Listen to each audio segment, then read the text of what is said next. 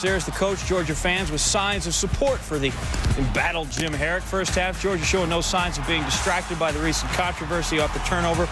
Shot right, dunking, tied it early at 8. It'd be tied and it'd be close all game. Later in the first half, Florida up 4. Anthony Roberson 4-3. Florida up 5 at the half. Second half, we're back knotted at 58. Tight game, right, going coast to coast.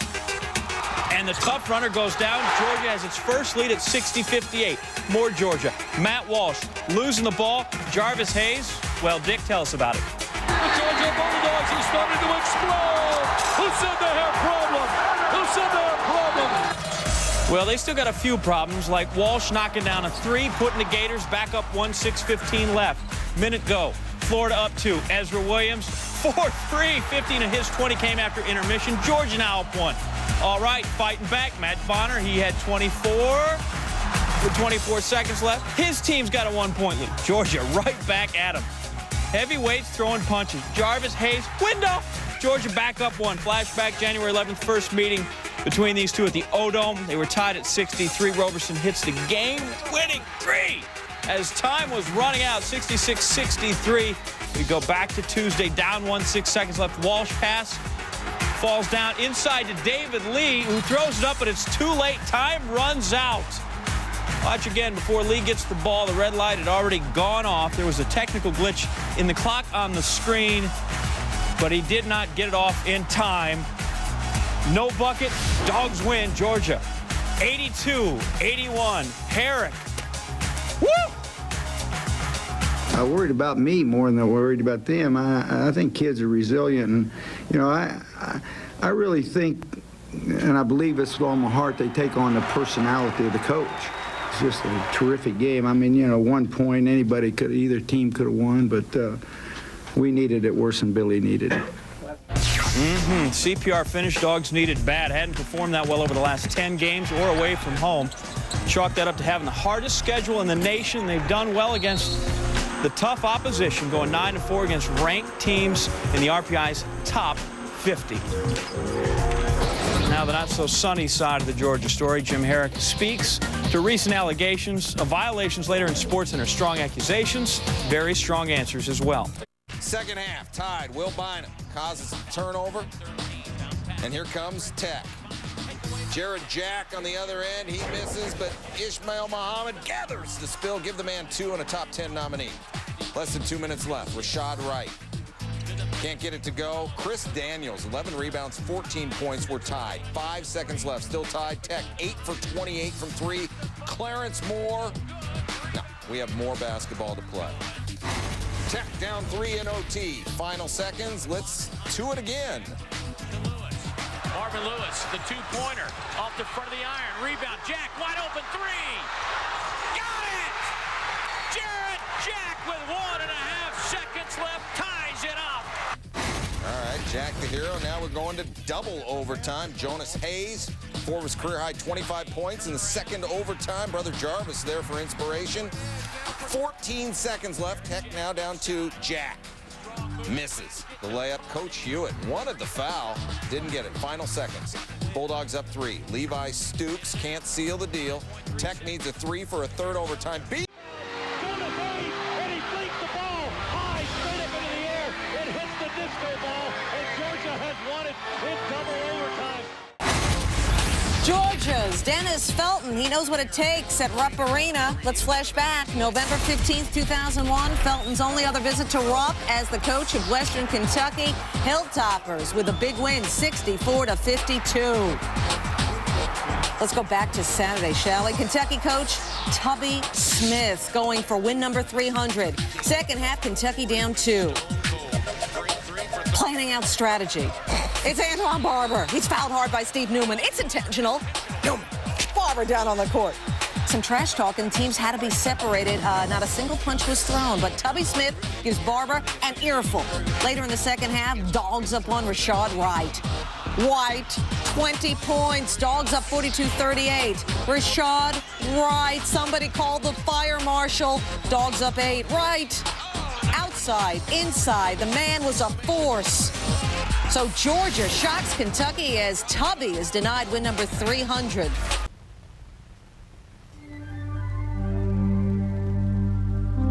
Georgia had tasted the sweet wine of success at Rupp Arena less than a month before this Valentine's Day rematch with Kentucky in Athens. The Bulldogs claimed victory up in Lexington for just the fourth time in school history. No doubt the Wildcats wouldn't forget their embarrassment that day. Georgia won at Kentucky on the strength of its perimeter players. The Bulldogs would play the rematch with a focus on the front court, trying to neutralize the strong play of Kentucky forwards Eric Daniels and Chuck Hayes, who had been very effective in defeat at Lexington. Georgia with a basketball. We're just underway. Here's Wilkins' free throw line jumper. It's good. Damian Wilkins with it. Looks like a freshly shaved dome, and we're tied at 2.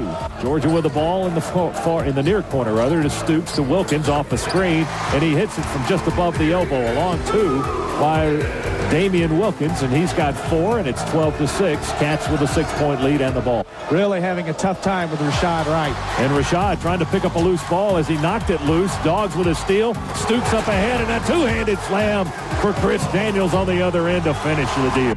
The pace of the first half action reflected Kentucky's clear focus and determination. The Cats built a big early lead while Georgia went stone cold with its outside shooting. Only the hot hand of Jonas Hayes prevented an even wider margin before intermission. Dribble drive, dumps it to Daniels. Shot blocked in the paint. Daniels got it right back, goes up again, and gets blocked. Georgia with the rebound. Here's Wright out of the pack. Rashad going to drive. Missed the layup. Daniels gets the rebound, tries to throw it back up and in. He missed. Jonas Hayes does the work. He gets the rebound and scores. To Rashad, who runs along the baseline, catches the feed in the corner. Give it to Stoops now on the right wing. Down low to Jonas Hayes. Turn, jumper, rattled it in there good from 8 feet. Bounce feed to Daniels, right low block. Daniels with his back to the basket, going to spin to the baseline and pass across to Jonas Hayes, and he will score. The shot clock. Here's Hawkins driving to the basket. He misses a running layup. Kentucky with the rebound. They put it back up. It's still battles for it. Georgia gets the rebound. Jonas Hayes with his 3rd. Kentucky had a couple of cracks at it, but the ball's being knocked all over the place. Georgia on the offensive end. Wilkins charges in. Contact made. No call. He misses the shot. Jonas Hayes with the rebound in the paint and turn around and put it up and in. But better shooting didn't enable Georgia to turn the corner on this day. Its defense did. And the Bulldogs took control of the contest by disrupting the Wildcats and intimidating them a little bit, too.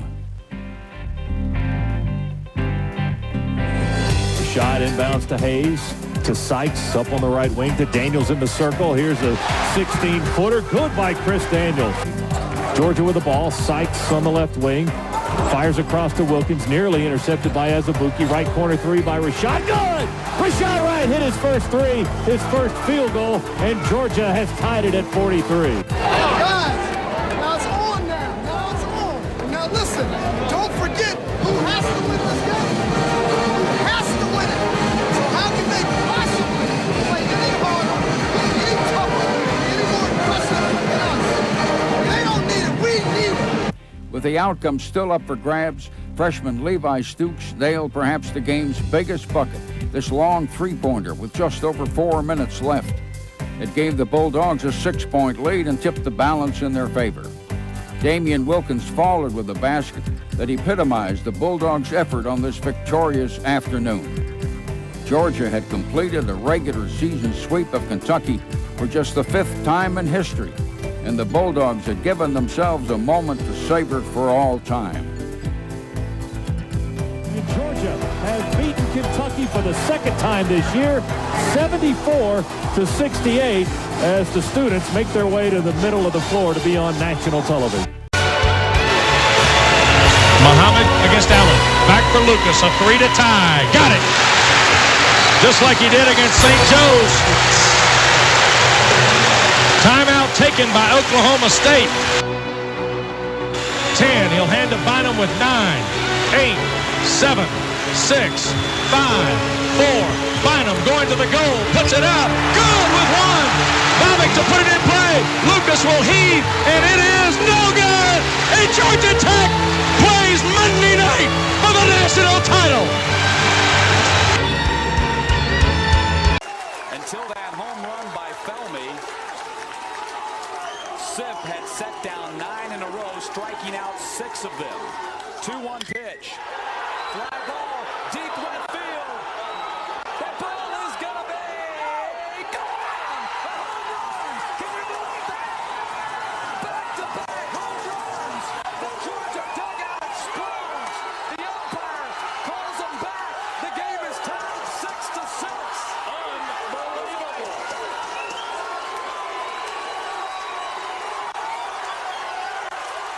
Gibson Jacobs, for the second time in this game, he has a pair of solo home runs.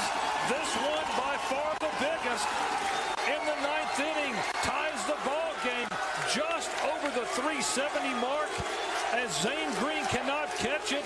And look at Jacobs. Unbelievable. The game is tied at 6. But there were plenty more fireworks to come when defending national champion and third-ranked LSU invaded Athens. A stifling UGA defense shut down the Tigers, while David Green and receivers Reggie Brown and Fred Gibson cut loose and supplied enough memories for a season. Green back there, going to take it. Going to throw, going to lead a receiver. Touchdown in the corner, touchdown. Reggie Brown down in the right corner. Well, the Georgia coaches next door proud of that one. They were standing up as soon as David let that one fly. What a beautiful pass. Perfect timing. Reggie Brown down the sideline to beat his man right over the shoulder and right into his hands. A perfect throw from David Green. Green takes it and is going to throw down in the corner, and it's going to be a touchdown to Gibson. Fred Gibson turned around and got up in the air and caught that ball. Green to a perfect strike, though. There was a defender climbing up in there with Gibson, and the Dogs have gone out in front 16-0. Green takes it, steps back, looks, and he's going to go for Reggie Brown in the corner, and it's a touchdown! It's a touchdown by about 6 inches. He was running right down the sideline. I don't see how he kept the ball in fair territory. Reggie Brown, and he was being covered. Reggie Brown caught a perfect David Green strike. An incredible thing to see that one. I didn't know that ball was going to be anywhere in there. I didn't even think he was going to be in bounds, much less catch it, but he did both, apparently. 23-0, and Bailey will try the extra point. David Green in a shotgun, takes a snap. Green looks, and he's going in the corner for Gibson. Touchdown, a diving catch. Touchdown, Gibson. Fred Gibson decoyed the defensive man by running at about 3/4 speed and not looking back, and then turned it on and laid his body out in the air and dove for that end zone. And just like that, we are 30-10. 3 minutes after Gibson's second touchdown, Green would set the Georgia record with his 5th TD pass of the day. Green takes it. They're coming on him. He dodges a guy, throws on a run to right for a touchdown in the corner. Sean Bailey in the corner, number 4, weaving around a guy on a 5-yard line and caught the ball in the chest around the 4 and just shot in there. David Green ran right by a blitzer who got his hand on his jersey and barely threw the ball while he was still behind the line of scrimmage. It's 37-10. David Green's 5 touchdown passes led to his being named National Player of the Week, and the UGA rock-solid defense recorded 7 sacks as the Bulldogs rolled to a 45-16 victory over the number 3 team in the nation, defending national champion LSU. A triumph that will go down as one of the greatest days in Georgia football history. 4 weeks later, Georgia traveled to Jacksonville for the annual showdown with Florida. David Green and Leonard Pope connected for 2 touchdowns and early Bulldog leads. And so Green fakes it, and we're going to go long. Man wide open, touchdown in the corner. Reggie Brown decoyed that same pattern to the right. Big Pope, the tight end, ran that pattern down on the left. Oh, a nice play fake by David Green, and Pope ran a nice pattern right in the near corner, and Green put it right on his fingertips, and Leonard with a nice catch and a touchdown. Green takes it, comes back, throws down the middle, a man wide open, and we are going to get a touchdown. That was Leonard Pope, the big tight end. He sensed it coming as he was still running out around a 10, really reaching for a football that was coming at him. We shot a tight end wide open down the middle, and this thing is right now looking like it's going to be 44-41. The Bulldogs defense rang up 5 sacks of Gators quarterbacks, including 2 by senior All-American end David Pollock that pushed him to the school's all-time sack record. It would be a record-setting day for quarterback David Green, who broke Eric Zier's school record for touchdown responsibility with 72. With Florida pressing late in the game, Green found his favorite targets, Reggie Brown and Fred Gibson, for game-clinching receptions. Gators in a 5 or in an I. Fake. And he fires right down the middle. Touchdown! Touchdown! Touchdown! Fred Gibson caught a ball running right to left. Green hit him. Green hit him with a 15-yarder. He was barely inbounds on that back sideline, on that back line. 30-21. Don't give up. Fred Gibson's gutty fingertip touchdown catch secured a 31-24 Bulldogs victory as the Richt era claimed its first win over the rival Gators. One of the greatest classes in Georgia history closed out its career on New Year's Day 2005 against 16th-ranked Wisconsin in Tampa's Outback Bowl. Trailing 10-3 in the second quarter, the Bulldogs went to the air to take the lead. Green underneath, fakes to the tail, looks, fires a pass, complete, touchdown, Fred Gibson, right down the middle.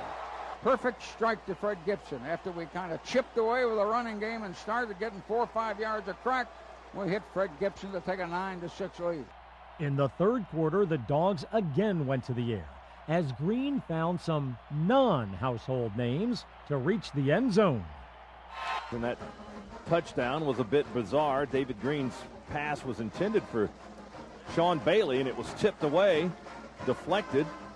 Wisconsin thought to the ground, but there was Jeremy Thomas to pick it up before it hit the ground. Not quite the immaculate reception, but he ran it in the end zone for the touchdown, and Georgia leads it 17-6. On Georgia's next series, the red and black offensive line dominated, opening huge holes for Danny Ware and Thomas Brown. Green going to take it, going to give it to Brown. He found a hole. He's got 5, he's got 10, 15, 20, 25, touchdown! Thomas Brown burst through a big hole right in the middle, and Brown just shot in there. Georgia's defense played lights out too. Thomas Davis registered 2 sacks against the Badgers, and Odell Thurman and Quentin Moses added 1 apiece. Senior end David Pollock, who was named Outback Bowl MVP, recorded 3 sacks and a fumble recovery reminiscent of his 2002 strip at South Carolina. And we sacked the quarterback coming off the corner with that Pollock again. Pollock stole the ball. We're demanding the ball. I think we're going to get it. Yeah, we did. Pollock stole the ball. What a way to wind up your career. Pollock blitzed from the side and stole the ball from the quarterback's hand as he was going back and wanted to turn around and throw and never saw him coming. Boy, shades of the South Carolina game a couple of years ago on the sack. Watch it here. He just ripped it right out as he rolled over the quarterback's back and stole it, and he came up with it. Amazing play. Georgia rolled to a 24-21 win over Wisconsin and ended the season 10-2 and ranked number 6 in the poll. Well, here's Cole chasing to punt it. Houston stands at the 23, and it's a bad snap. Clemson's in real trouble, and it's recovered back at the 10-yard line. Oh, my goodness. Holy mackerel. It's come completely off the seams with 16 seconds left. It's 24-21. Georgia Tech's going to have it 1st and 10 at the Clemson 10.5. The snapper fell down and just, he's amazing. I mean, I've never seen. He fell down to his knees. He couldn't believe he bounced it back there. Georgia Tech's got a chance to win or tie. Reggie Ball brings George Cooper, Darius Williams into the ball game. No timeouts left for Georgia Tech. Calvin Johnson will go to the left. Justin Miller finds him defensively. Ball from under center. Sets, throws. Johnson's there. It is touchdown! Touchdown! Calvin Johnson! Touchdown. Son of a gun! He has absolutely lived up to the legendary billing. And with 11 seconds left, Georgia Tech has taken the lead. Are you serious? Reggie Ball took 3 steps, looped it, and the legend is born in Calvin Johnson. Holy smokes! Unbelievable. Oh my gosh! A touchdown. 27-24. We have celebration against the scoring team. 11 seconds to play. Reggie Ball and Georgia Tech have scored 3 touchdowns in the last 4.5 minutes. I'm not believing the performance tonight by Calvin Johnson and Reggie Ball. Oh, amazing. At least 4 times here they kicked it out of bounds in this half. Somebody kicked it out. Stooks for 3. He got fouled. He'll go to the line for a chance to take 3 at the line. I said you cannot commit a foul. There's no need committing a foul and killing that clock. Now you're going to go to the line and shoot 3. And that's just not a good play by Adrian Borders. Well, I mean, Georgia gets the opportunity here to cut the lead in half with the clock not moving. The 3 doesn't hurt you half as bad as that foul does, and it's kind of demoralizing situation to foul a 3-point shooter. Wofford is 19 for 28 from the free throw line at 68. Georgia's 12 for 19. A lot of free throws being shot, and that was a shot that should not have been advanced without fouling. Gaines will bring it up for Georgia, and the clock is running. Penetration. He's going to go all the way to the hoop and lay it in. So Georgia gets the quick 2, and it's down to 2, and Georgia calls a timeout again. Set up defense, I don't know. He missed it. Gaines got the rebound. Georgia can tie. Brophy kicks out to Evans. To the hot hand Tony, and he hit it! Game tied with 7.2. Taylor brings it up for Wofford. Down to 3 seconds. Borders drives and misses at the buzzer. We have overtime. Stooks out top gets it to the hot hand Tony. He's working on Taylor, drives into the paint, had some trouble with his dribble, kept it alive, and then feeds to Gaines, who got too far underneath the basket, but then got it back and put it in. I tell you what, he's an opportunist. He goes after the basketball. Second. Inside to Bliss. He's being guarded by Daniels. That's a mismatch, I think. Bliss waits for the double team and then gets it to Newman, who puts it in. They're letting Cutters run a little bit too free to the goal. Free throw shooting ability. And put someone else in. Now they are going to have to get serious blockouts because many times Georgia's got second shots. Newman hit the second. It's a 2-point Georgia lead with 20 seconds to play. Shot clock off as the Terriers bring it into the front court. Gibson's hanging on to the ball way too long. Taylor drives the paint, kicks out. Stevens in the corner, missed it.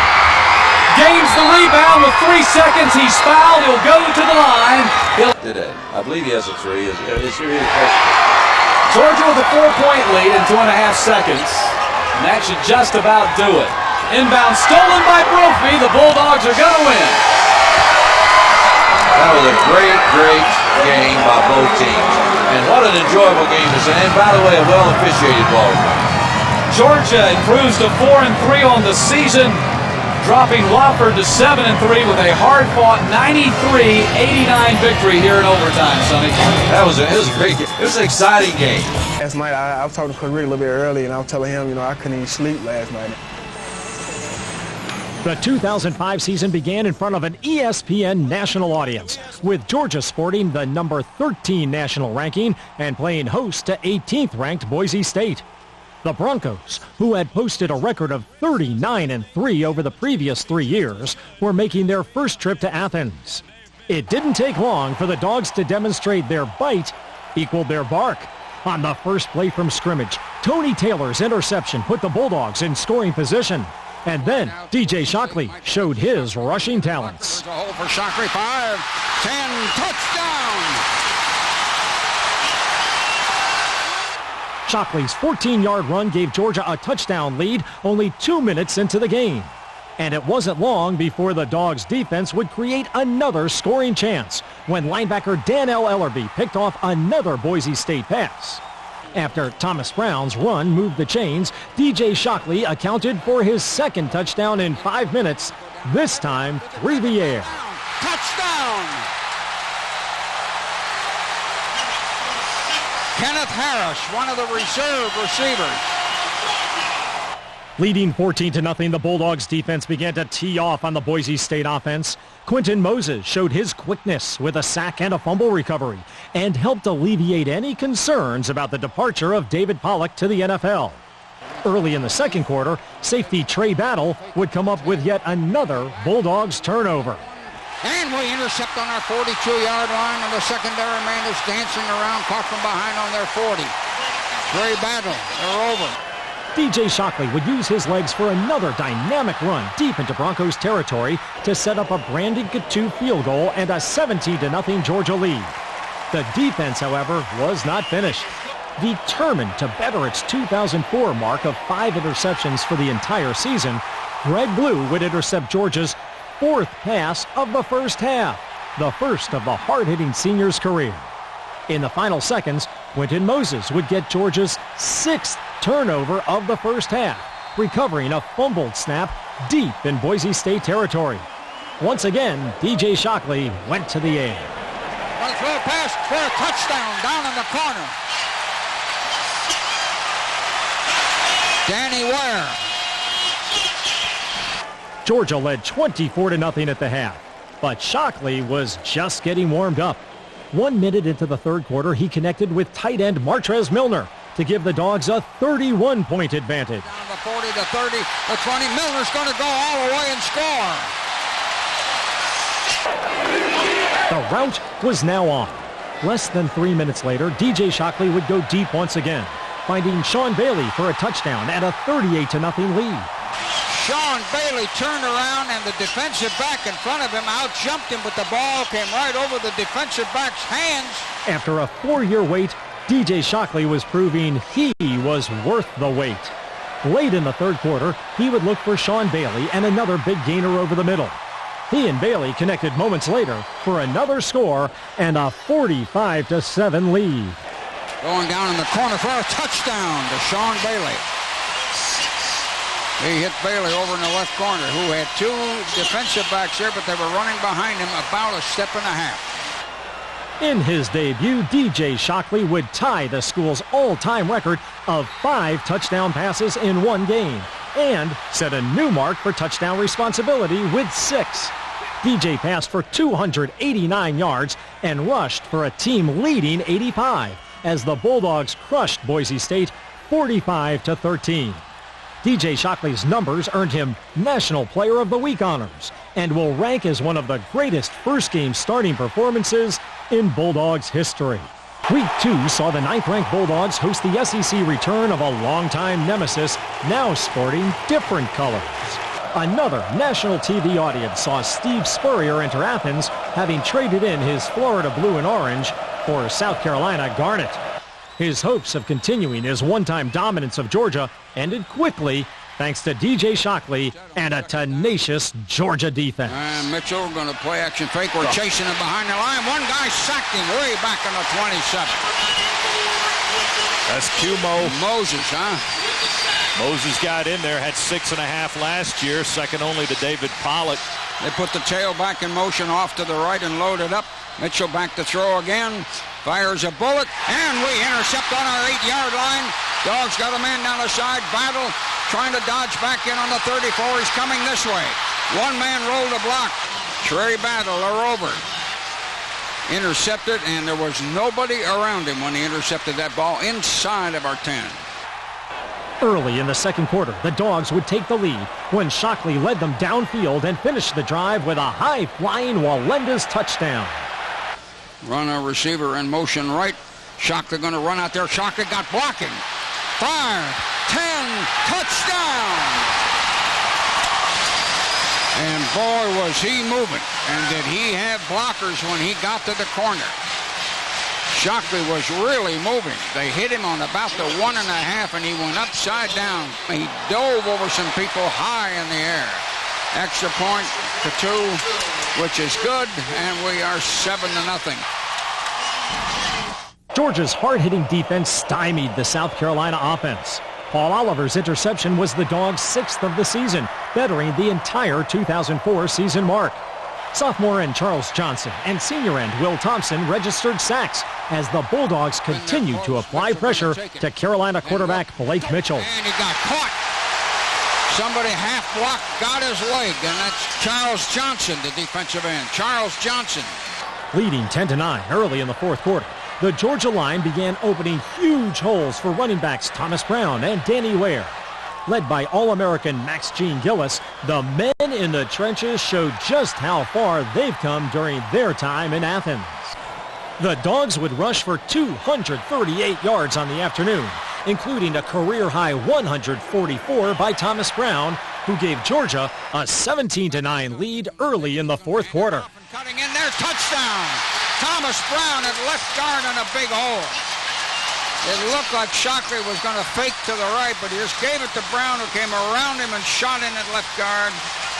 Good blocking on the left side again, I believe, and we have got the lead at 16-9. Carolina would make it interesting with a late touchdown, but Georgia would run clock and force the Gamecocks to use timeouts thanks to a clutch third down conversion on 3rd and 22. Right open, it is completed the 35, and he fell out of bounds. Completed pass. Brian McClendon caught the biggest pass of his life. We got a first down.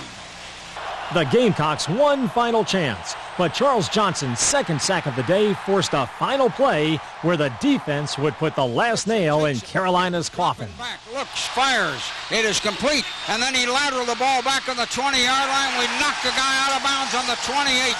Somebody rolled the block. Newton caught the ball, lateraled the ball to Sidney Rice, the receiver. They ran a good play, and they got about 15 yards when they needed 19. Georgia wins 17-15, improves to 2-0 on the season, and moves up to number 6 in the national ranking. The following week, the Bulldogs were once again in Tennessee, traveling to Nashville for an ESPN2 matchup with surprising Vanderbilt. Georgia safety Greg Blue would lay down the law early for the Commodores offense. And Cutler goes a bullet down the middle, complete. Picked up by Blue, who dumped the guy upside down on our 35, George Smith. The Bulldogs offense got on track late in the first quarter, with DJ Shockley spreading the ball around to different receivers. The drive culminated on a Craig Lumpkin run. Going to give it to a ball carrier. Lumpkin going down to the corner, and he hurdles everybody and scores and lands about 5 or 6 yards deep in the end zone. Vandy and their all-SEC quarterback Jay Cutler would drive for a tying score, but the Dogs would quickly respond. Thomas Brown, who had a game-high 91 yards rushing, busted off a big gainer. Then Shockley found Pope over the middle for a 26-yard gain to the 1-yard line. A penalty sent the Dogs back to the 10. But DJ Shockley was not to be denied. And Shockley going to play action fake and look, and he's going to run. Here he comes, 15-10, fires a pass. It is complete in the back of the end zone. He hit Sutherland in the chest, and he did not quite cross the line of scrimmage when he threw that ball. He was close. The Dogs would add to their lead before the half ended. The defense shut down Jay Cutler and the Commodores. And then DJ Shockley would hit 2 big passes to set up a field goal as time expired. Vanderbilt trying to load the middle of the line. Snap, put it down, and the kick is going to be good. Leading 17-7, the second half began with the Dogs' defense again shutting down the Vandy offense. Georgia built its lead to 24-7 less than 5 minutes into the third quarter, when a scoring drive would culminate in sensational freshman Muhammad Massaquah's first career touchdown. Shotgun to wait for it, going to fake it to Brown, then look and then roll to the left, looking, and is going to fire, and it is caught in the corner for a touchdown, just barely inbound. Massaquah made a great tumbling, falling down catch. Vanderbilt's high-powered offense would cut the lead to 10, but the Bulldogs offense would immediately respond. Mark Richt decided to go deep. Shockley's in a shotgun. He's got Ware as a running back next to him. Going to give it to Danny Ware as he faked, and then he looks, and he's going to air it out, a long bomb, and a great catch down on the 16 by Sean Bailey. The long pass set up another Coutu field goal that built the Bulldogs' advantage to 27-14 with 5:43 remaining in the third quarter. Georgia's lead was cut to 10 on a Commodores field goal when the Bulldogs special teams came up with another key play to set the offense up in scoring position. Fourth and about 13 and a half or so, and Vanderbilt's Brian Honfeld, the punter, in. He's on the goal line. Hey, we're coming on him, and I think we got it. We blocked it, and it's going to come rolling over on the far sideline and go out of bounds out around the 20. We shot 3 men in there. One of them was Tyson Browning, the substitute running back, and he's jumping like he really found $1 million. It may have been him on it. DJ and the Dogs offense quickly took advantage of the opportunity. Shockley takes it and comes back. Got some protection. Running to the left, but they're chasing him. They miss him. He's looking. He's going to fire one, and one of our guys may have caught it. Yeah, we had 2 receivers catch the ball almost head-to-head, and McClendon and Harris, 2 men were down there. The defense held Commodores quarterback Jay Cutler to 125 yards under his season yardage average. But the injury bug began to hit hard, with senior Kedrick Golston separating his shoulder. Shockley passed for 298 yards and 3 touchdowns, and the Dogs improved to 6-0 with the 34-17 victory. In their regular season finale, the Bulldogs visited Bobby Dodd Stadium, seeking their 5th consecutive win over state rival Georgia Tech. The Yellow Jackets would take an early 7-0 lead, but that would be their only highlight of the evening. Georgia would even the score 5 minutes later on a scoring drive that featured several big plays. Shockley fakes to Lumpkin. He's back. He looks. He's going to throw a man wide open out on the 45, down the sideline, the big tight end over the 50 to the 47, Leonard Pope. Shockley going to fake it and come back. Throws, and it is complete. Masterclaw is going to go for the far corner. Got hit on the 18 and knocked down by Scott, the corner. Masterclaw had a good angle, and Scott had a better angle and took him down. Well thrown ball, and Masterclaw was open. And the Dogs now knock on the door, and they are inside the other guy's 20. In a quarter that featured 4 reviews by the game officials, Thomas Brown looked as if he had scored to tie it. Replay officials claim Brown was not in the end zone. But on the next play, the offensive line and fullback Brandon Sutherland ended any controversy. Brown and Sutherland of the backs. The tight end is in motion to the left, and they go to the fullback, and Sutherland scores through a hole at left guard and left tackle. Sutherland burst in there, and nobody was on him at all, and we're 7-6 now. With the score tied at 7, the defenses would take over for the next 2.5 quarters. DeMario Minter did an outstanding job shadowing Tech All-American receiver Calvin Johnson and taking him out of the Jackets' game plan. Linebackers Jarvis Jackson and Danny Verdun Wheeler would each register a team-leading 9 tackles as the Dogs kept the Jackets out of the end zone for the rest of the night.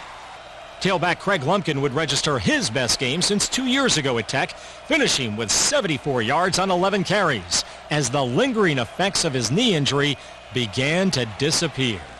But it was the special teams that came up with a game-turning play late in the fourth quarter. Ben Arndt will be punting. Gets a good snap and kicks it a mile. Good spiral. Flowers way back. Going to take it and drive up to the 25, to the 30, to 35, to 40. Hit from behind, spun around on a 46-yard line. Flowers suddenly, he burst 10 or 15 yards, and I thought he was going to get killed down there right after he caught it. The Dogs took advantage of the return. DJ Shockley hit Mario Raley for a first down to keep the drive alive. And then DJ would go to the end zone and Brian McClendon. 3:37 to go. Man, it's 7-7. We are in and high. Shockley underneath. They're coming up into a 6-man line with the snap. Shockley goes back, and he's going to throw it in the end zone. Touchdown!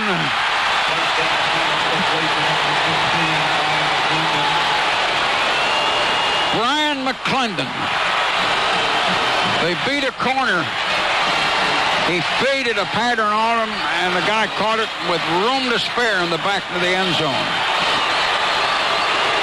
Shockley threw a perfect pass.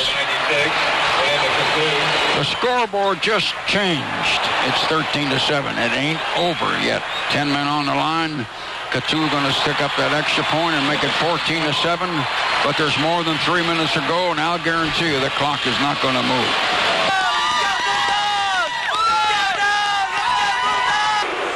Leading 14-7 with 3 minutes to play, now it was up to the Georgia defense to once again shut down Tech. The Jackets, however, marched quickly downfield and looked positioned to tie the game when senior Tim Jennings would ice the victory. They got 78 seconds. I think they'll try a fade. Reggie Ball underneath, puts that tight end, puts him over on the right side. Ball comes back. Throws a bullet, and we intercepted on the 5. The Dogs have got a man going down the sideline. Tim Jennings is going to go out of bounds deliberately around the 40. He stepped in front of Bilbo. Tim Jennings grabbed the ball exactly on the 5, all by himself, and streaked down the side. We may have saved our whatchamacallit. Tim Jennings streaking down the side. You can't spell Tim Jennings without I-N-T, baby. Tim Jennings' pickoff secured a 14-7 win, giving Georgia a 9-2 record in what was supposed to be a rebuilding season. Another trip to Atlanta to take on LSU for the SEC championship was now fresh on their minds. The Dogs entered the Georgia Dome an underdog, but confident a second conference championship in 4 years was in their grasp. Coach Mark Richt's game plan was intended to grab the momentum early and never let it go.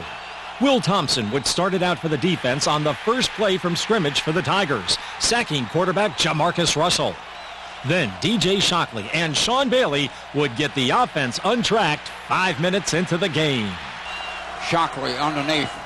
Shockley going to fake it and come back to pass. And we're going to go for a long pass. Touchdown! Well, a perfect pass from DJ Shockley. Never broke stride. Bailey made a beautiful over-the-shoulder catch. Shockley really threw that ball.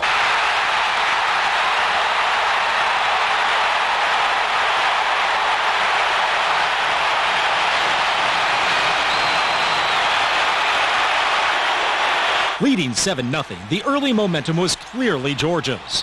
Senior cornerback Demario Minter then made sure LSU would not take the Mo back, intercepting his second pass of the season. Russell takes it. He's back, looks, fires. And we intercepted on our 48-yard line. Demario Minter, who read it, caught the ball and then fell down with it. And the Dogs have intercepted the pass from Russell. We will have the ball again in excellent field position. We've picked one. We're leading 7-0, and now we've intercepted at midfield. The Dogs quickly took advantage of that turnover when Shockley and Bailey would hook up once again. Shockley backs up again. He's still on the shotgun. Takes it and drops back and looks. And he's going to go. He's got a man wide open. Touchdown in the right corner. Sean Bailey again, this time in the other corner. He caught the ball and 1 foot came down inbounds. He was, 20 feet out in front. Boy, did they ever bite on that play fake. My goodness. Landry just got toasted. Defensive coordinator Willie Martinez had his troops playing inspired football. Minter and fellow senior corner Tim Jennings were playing like men possessed. Lineman Quentin Moses and Jeff Owens were making their presence felt inside. And then the special teams came up with another momentum-grabbing effort on a play Coach John Fabris had designed just for this championship game. So we load up the middle and we decide where you might take a shot at them. We're coming off the corner, but they pick up and we block it. It's on the 23. LSU's going to pick it up. We're going to tackle them on about the 14-yard line. Somebody shot up in there. We blitzed the man off the corner. They blocked him so hard, I don't know how he got up, but somebody else shot up the middle. We decoyed him, I think, with that blitz off the corner.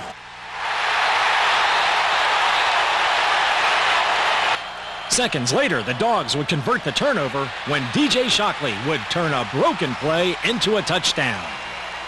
Shockley underneath, fakes. Look, Shockley's going to run. He's got room. He's going to get to the 5-4-3-2 touchdown. We had men moving all over the place. That may have sounded like an easy run, but it really wasn't. He had a guy breathing on the back of his shoes. All 5 of those steps, but we got a score. He went in the left corner near the end zone corner. The touchdown gave Georgia a 21-7 lead that it would take into the half.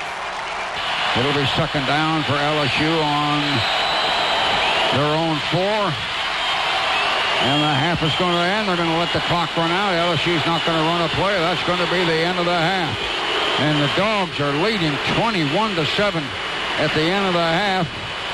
And I bet you think it's over.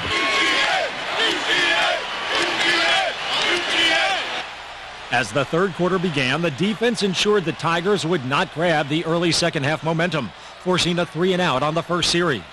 The Dogs' offense would then add to the lead, moving downfield on a scoring march that would end with a Brandon Coutu field goal and a 24-7 lead. We set it down, and the kick is up, and the kick is going to be good. And we get 3 more points out of it, and the Dogs lead 24-7.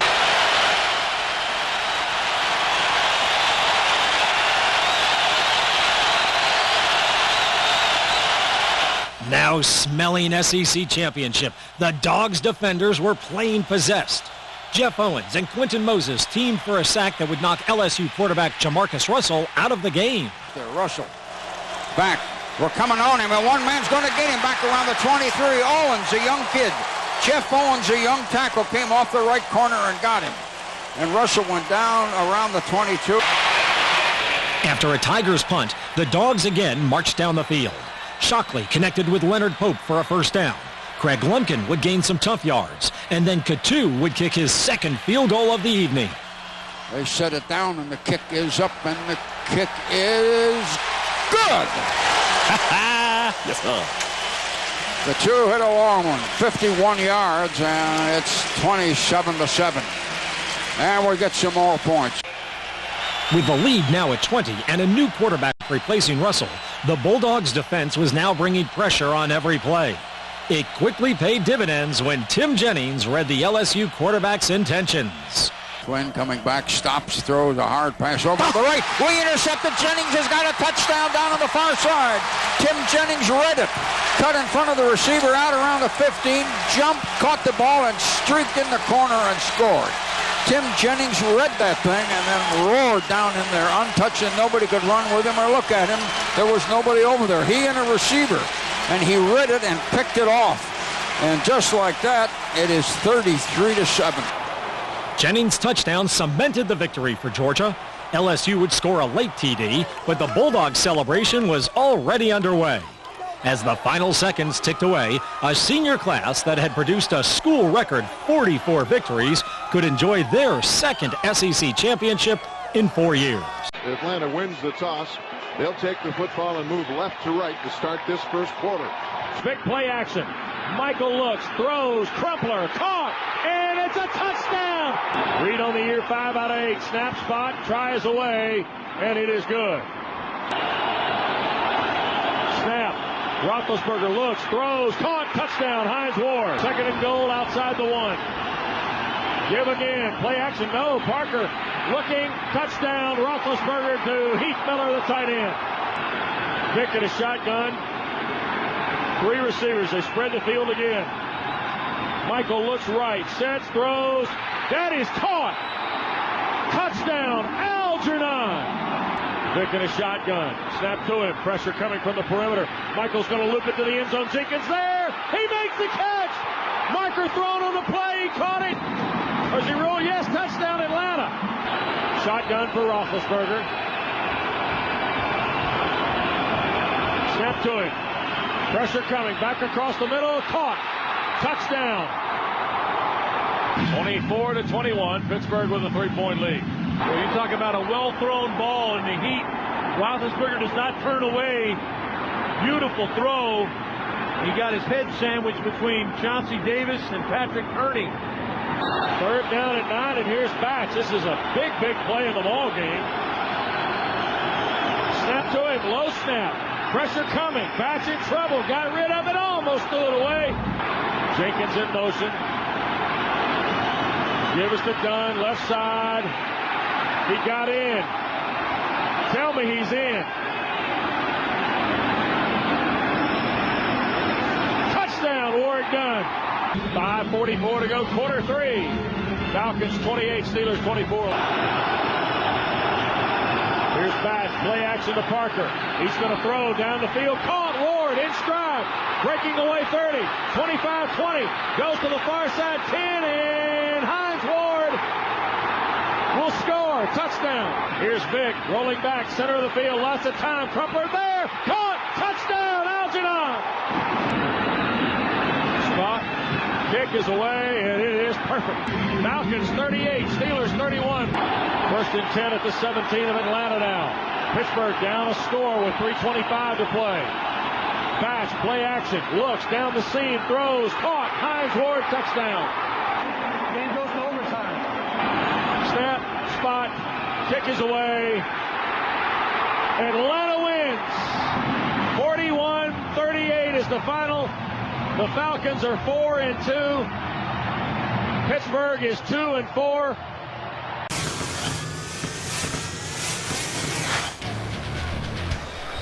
Go alley-oop to Smith.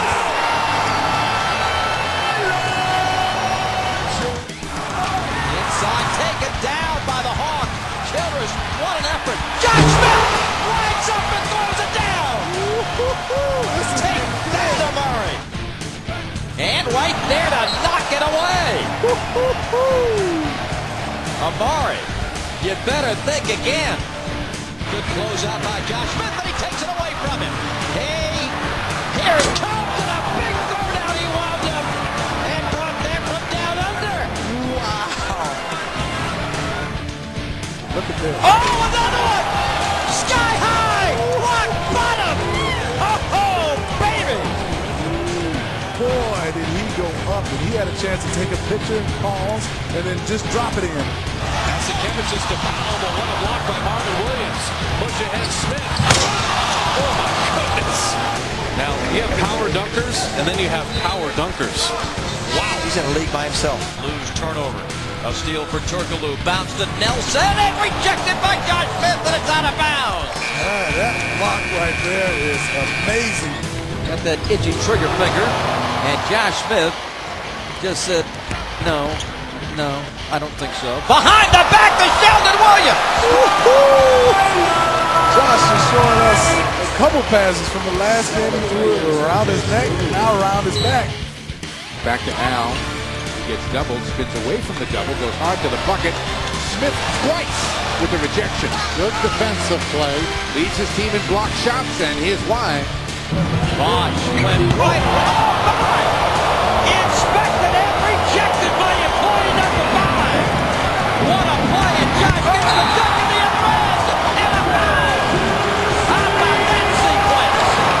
One of the most magnificent blocks we've ever seen. Josh Smith. Beginning with 5th-ranked Auburn at Jordan-Hare Stadium. Georgia played its most dominating half of the season behind the arms and legs of freshman quarterback Matthew Stafford. Auburn's linebackers coming up in there close. Stafford went back into a shotgun and takes it and fires, and is complete to the big tight end. First down on the 33 or 34. Martrez Milner caught a ball. Crowd making some noise. Stafford goes underneath. 2 wideouts. Auburn creeps up into a 5-man line. Stafford looks, fires, and it is complete up in the 43. A.J. Bryant on Auburn drove him back across the 40, but the gain was to the 43. 2 wideouts.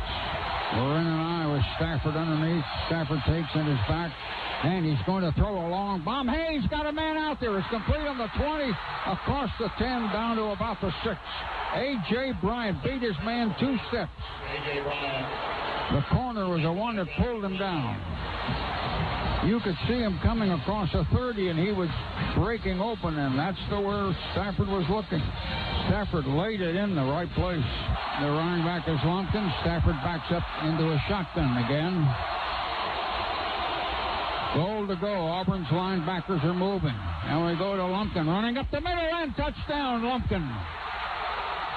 We shot Lumpkin right up the middle. We spread the field pretty good, and they spread with us, and we shot Lumpkin right up the middle, and the Dogs have drawn first blood. The Dogs' defense baffled Tigers quarterback Brandon Cox by applying steady pressure on every down. Trey Battle put his name in the Georgia history book with 3 first-half interceptions, one of which he returned for a touchdown. They got 3 wide outs. Cox underneath. 3rd down, 12 and a half. Cox back to pass. He's well protected. Fires, and we intercepted on the 40-yard line. Trey Battle down the left side, and they knocked him out in front of our bench, and then they're 42. Lee Guess, a wide receiver, got him. Trey Battle read a play and cut inside and intercepted and went about 15 yards with it. Second quarter, leading 10-0. Stafford points at the defense. Got 2 wide outs and an eye. Stafford dropping back, looking, and decides to throw it 40 yards. And it's going to be a touchdown or close. He's on a 1-yard line. He led Kenneth Harris with David Irons a corner on him. He threw a beautiful strike. Caught right on the 1, and down he went. Dogs are goal to goal. Just hang on to the ball. We're in a power eye. And so we give it to the fullback, and he stuck his hand in there good. From up here, he got across. Yes, he did. Touchdown. Brandon Sutherland drove in at right guard, and the Dogs got another touchdown with 5:42 to go. The 3 wide outs, 4 now, but there's a running back. Lester's in motion. Shotgun, Cox. And Cox is going to fire. And we intercepted out on the 30-yard line. Trey Battle streaking in. Touchdown.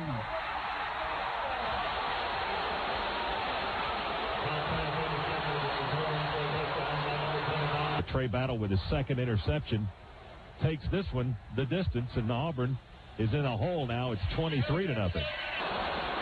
Auburn 3 wide outs. Snap, Cox coming back, and we sack him.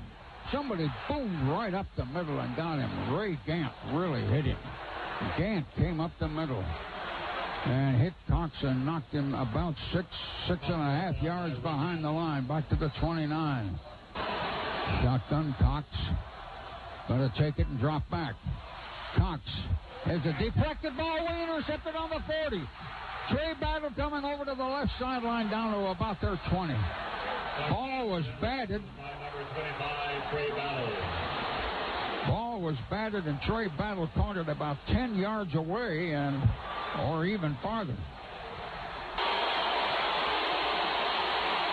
Stafford faked the Lumpkin, looks. He's in trouble. He's going to run straight ahead and take it down over the 15 to about the 12 or 13. Groves at defensive end got him from behind. Clock says 44 seconds. It's 24-7. Shotgun, Stafford. Hit Jones pointed at the linebacker and went back underneath. Snap to Stafford. Stafford looks.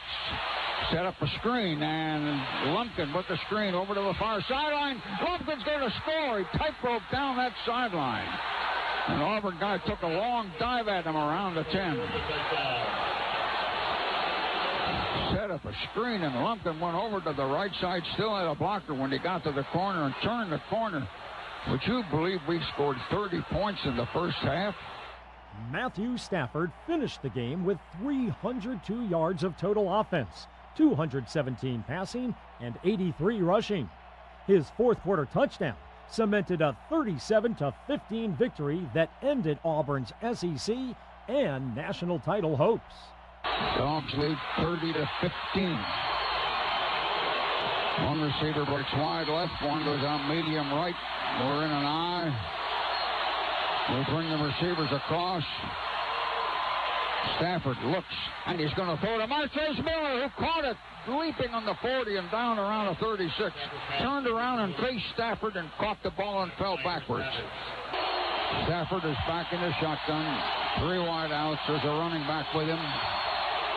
Auburn going to blitz people. Stafford's going to run a draw straight ahead over the 30 to the 35 and slides on the wet grass. Somebody told him to slide. Yeah. Get the first down and get down. Second down, we need 15 yards. Snap. Going to hand it to the tail, and driving up the middle is Lumpkin all the way down to about the 10, maybe the 9.5. Savage, a free safety corner from behind. We ran a trap up in the middle, and Lumpkin just shot in there.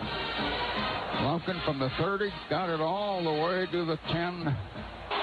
Third down, they need 9 yards. Stafford going to take it, and Stafford going to run a draw. Touchdown, Stafford.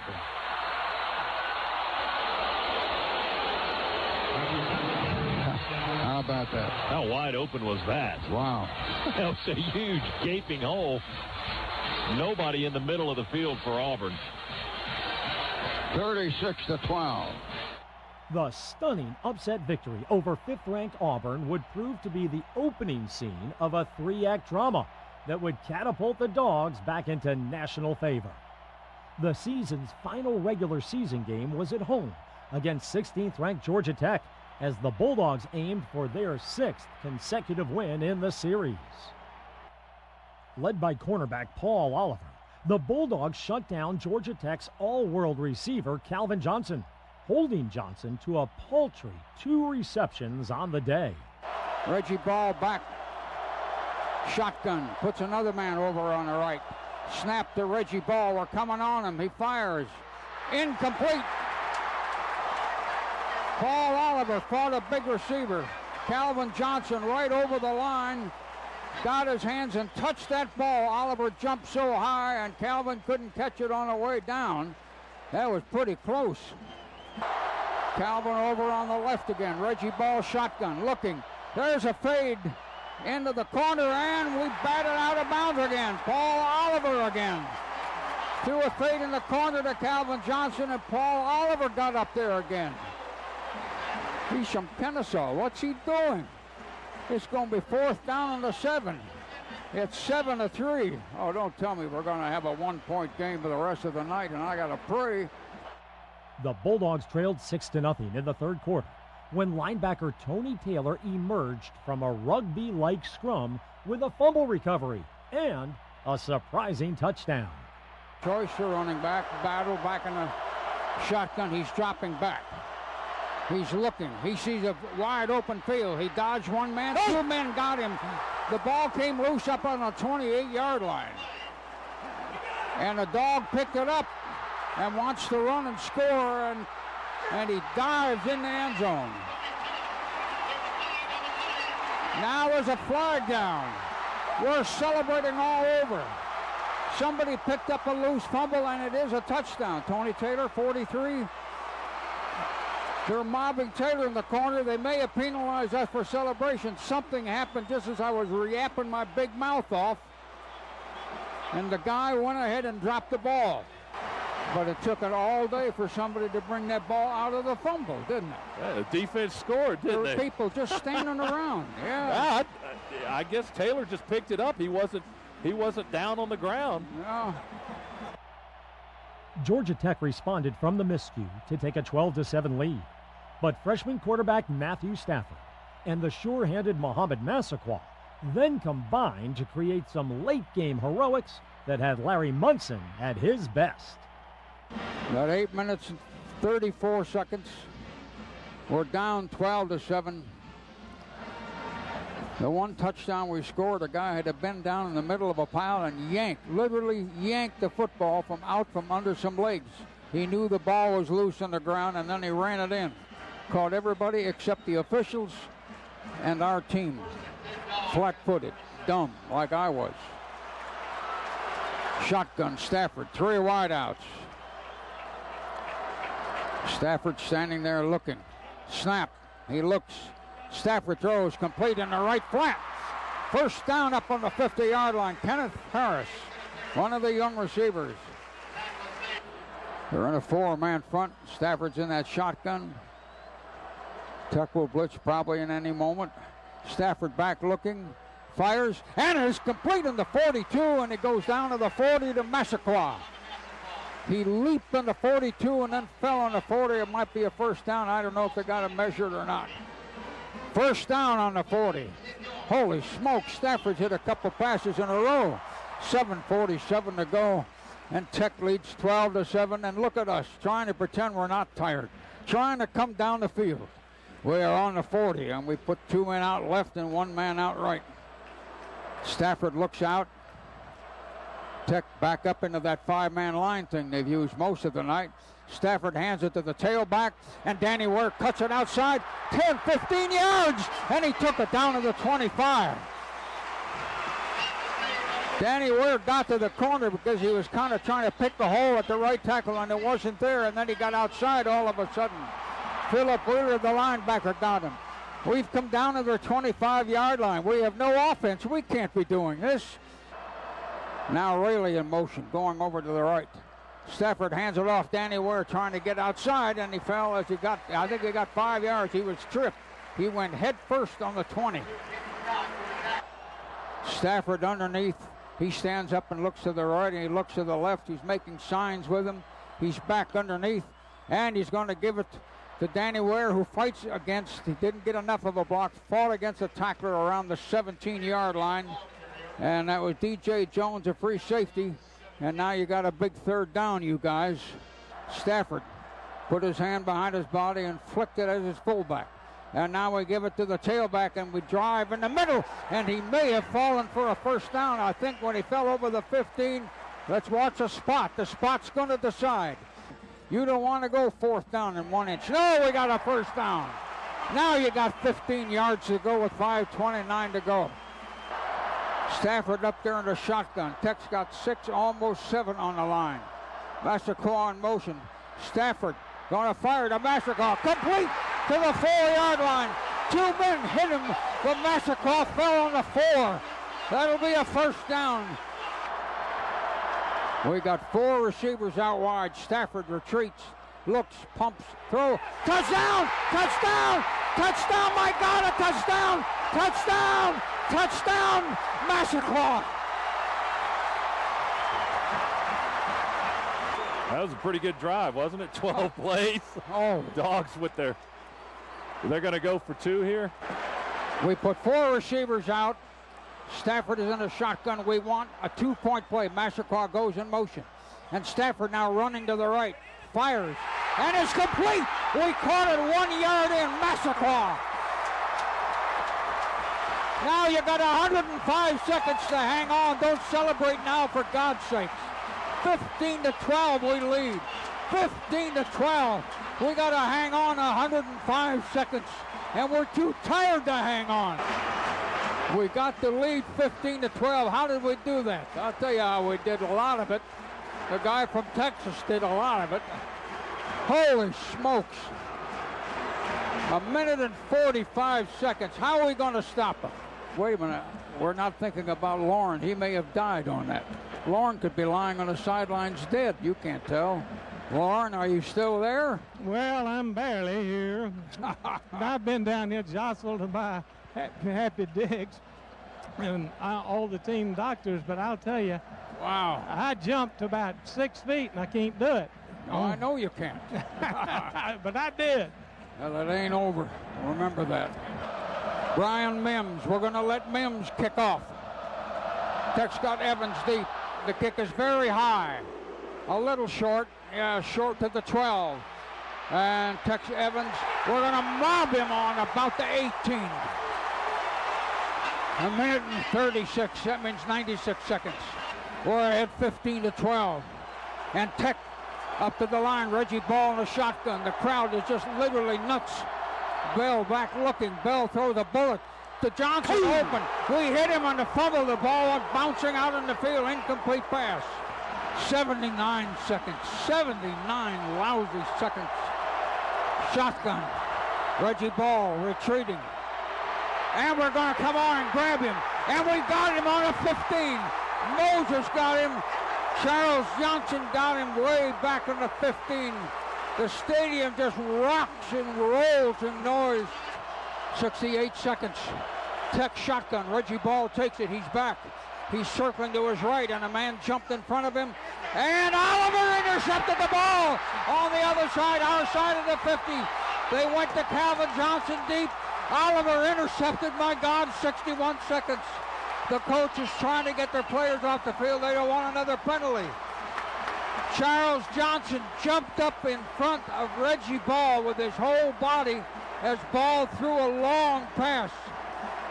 And the pass wound up shy of the receiver, and Oliver was there.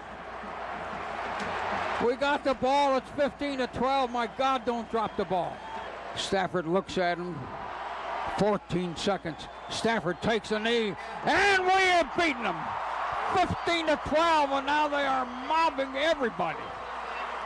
The bench explodes out toward the field. What a game to win with no offense and hardly any healthy players. Holy smokes. The Dogs have beaten Georgia Tech. I do not know how. 15-12. Listen to that cowbell. Listen to that wonderful cowbell. The Bulldogs' 8th win of the season set up a Chick-fil-A Bowl showdown with ACC heavyweight Virginia Tech. The 14th ranked Hokies entered the game with the nation's top-rated defense. Georgia fell behind 21-3 at the half before scoring 28 unanswered points, starting with a Brandon Coutu field goal, followed by a successful onside kick and the Bulldogs' first touchdown drive of the game. He just dribbles the ball in front of him instead of kicking. The ball's on the ground, and we're diving on the ball. We say we've got it on our own 47 or 48. Instead of kicking the ball, well, he did kick it, but he rolled it off his shoe, kicked it about 6 yards in front of himself. The ball was barely spinning and rolling, and the Dogs jumped all over it. We're in an eye, slot left. Stafford underneath, going to hand it to Ware. He's got a hole at right guard, and he shot through. First down on the 24. Shotgun Stafford. Stafford takes it, going to give it to Lumpkin. Stafford's going to keep it and drive outside and took it down to about the 17. Shotgun Stafford retreating, looking, fires. Great leaping catch on the 12 by Chris Durham. They rolled him back out to the 15. Takes the count, going to give it to the tail and run Danny Ware straight ahead, and Ware fought his way to about the 7.5. 2nd and 5. Stafford fakes. There's a man open. Touchdown in the end zone to Martrez Milner. Milner ran a delayed pattern wide open. Nobody in the secondary saw him. They were stacked in there too close. Again, a play-action fake. The linebackers bid on it, and Martrez Milner was wide open right under the goalpost. We set it down, and the kick is up, and the kick is good. It's 21-13. Dogs have cut this thing down. We are 8 points down.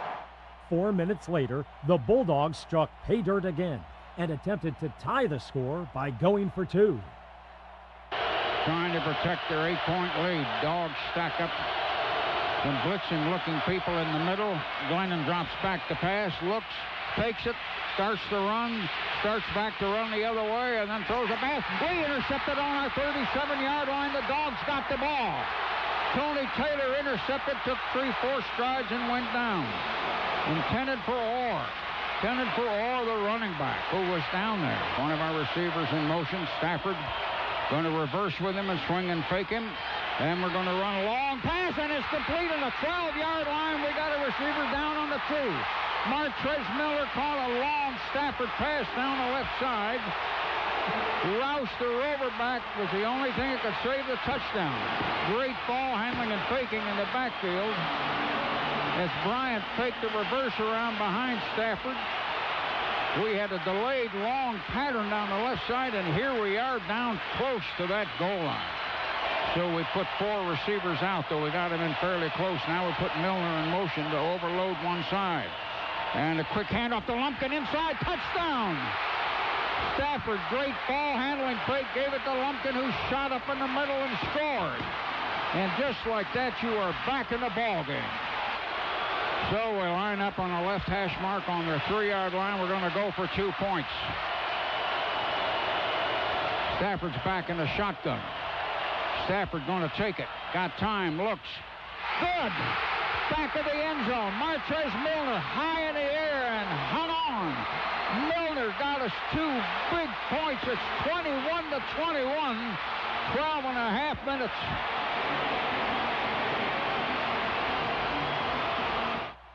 Less than 2 minutes later, the Bulldogs snagged their first lead of the game. Brennan going to take it. Fake, and we sacked him from behind. somebody came in off the right corner, Big Johnson, and a fumble, and we got the ball. Johnson got him. Quentin Moses may have recovered.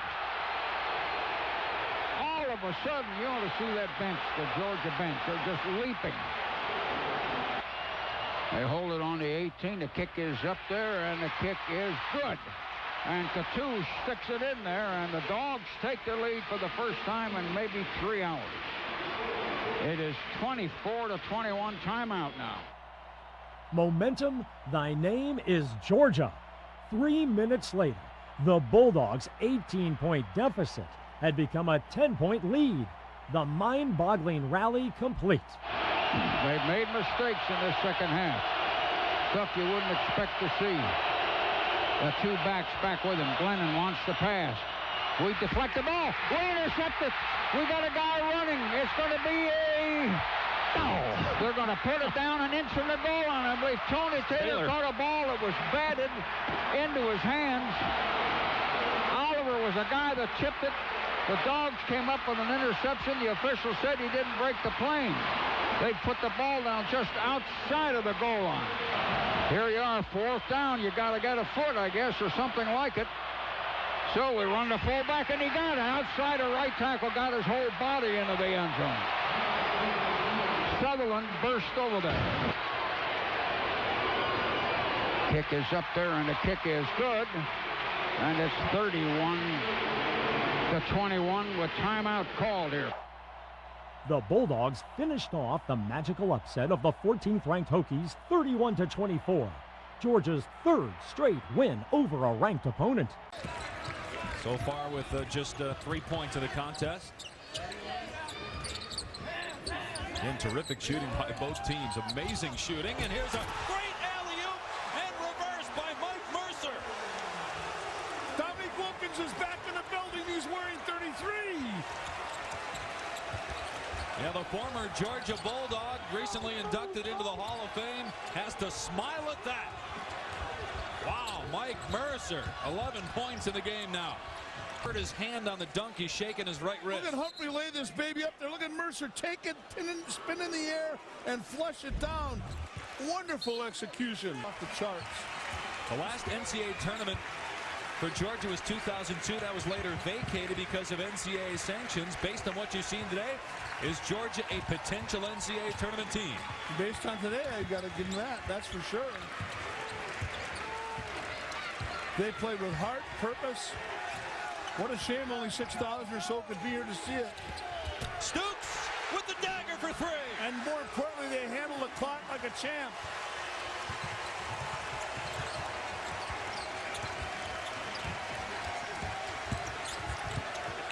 Here's Pargo.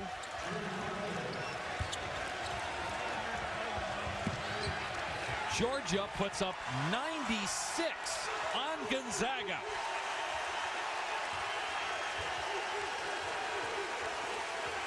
Guarantee the Zags will give Duke a good game.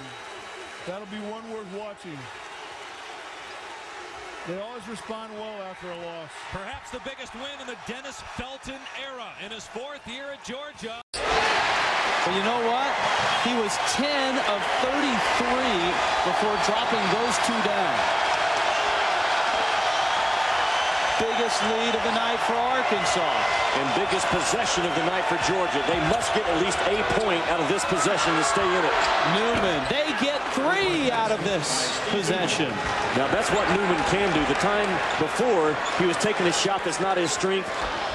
Missed the free throw, 6-point lead. Loose ball, Gaines runs it down. Georgia right back to where they were the last possession. They must get at least a point out of this possession to stay in it. Gaines against Urban. Hill hedges the screen. Newman open for 3. Bang! How about that? Arkansas lets Newman get loose twice in a row. But Billy Humphrey's in the game as well. Another very good catch and shoot guy. As well as Levi Stoops in the right corner of the floor.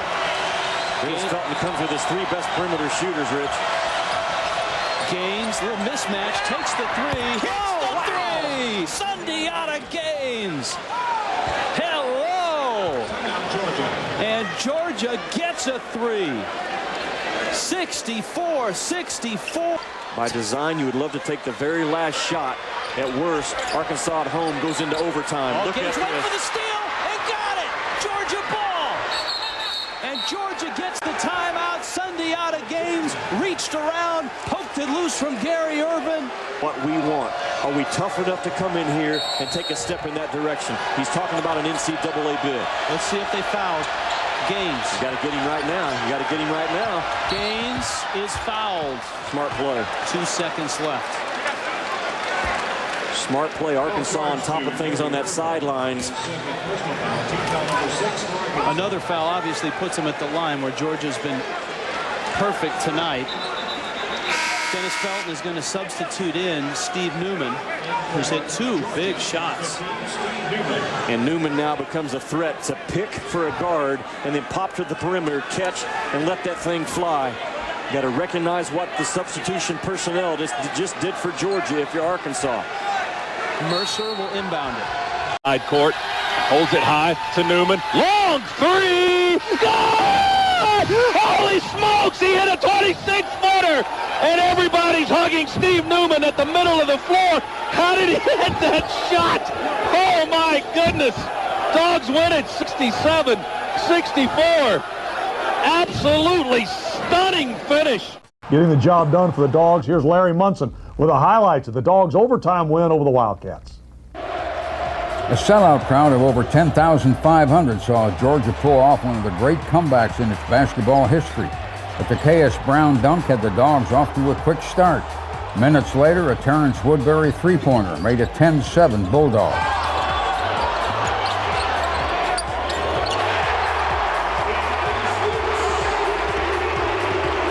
Kentucky then went on a 12-2 run before Billy Humphrey hit for 2 and Woodbury buried his second tray, and that cut the Cat lead to 19-17.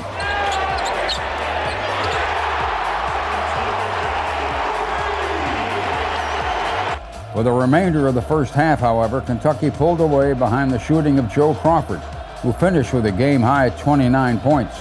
They built their lead to 17 before the Dogs cut it down to 43-30 at the half.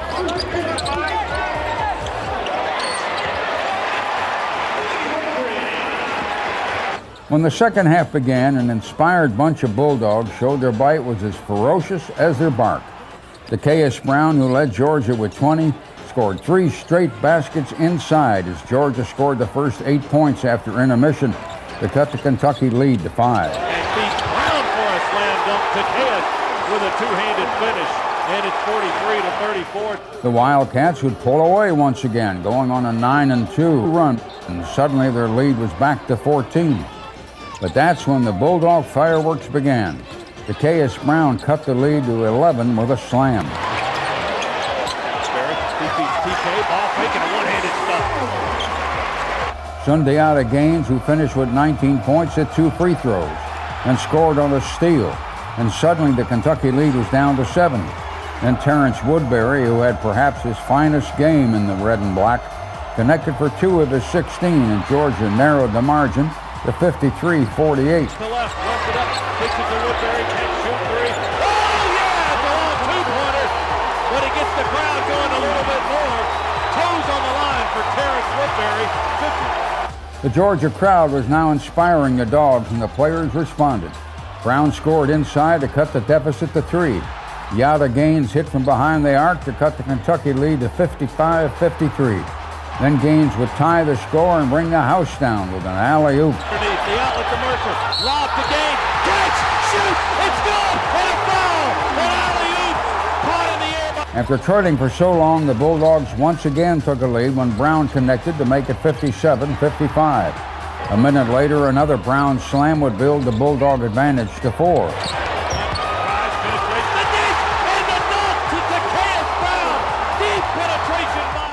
Georgia looked to have the game in command when Gaines scored to give the Dogs a 63-58 lead late, but Kentucky rallied to tie the game, and they sent it into overtime, tied at 65.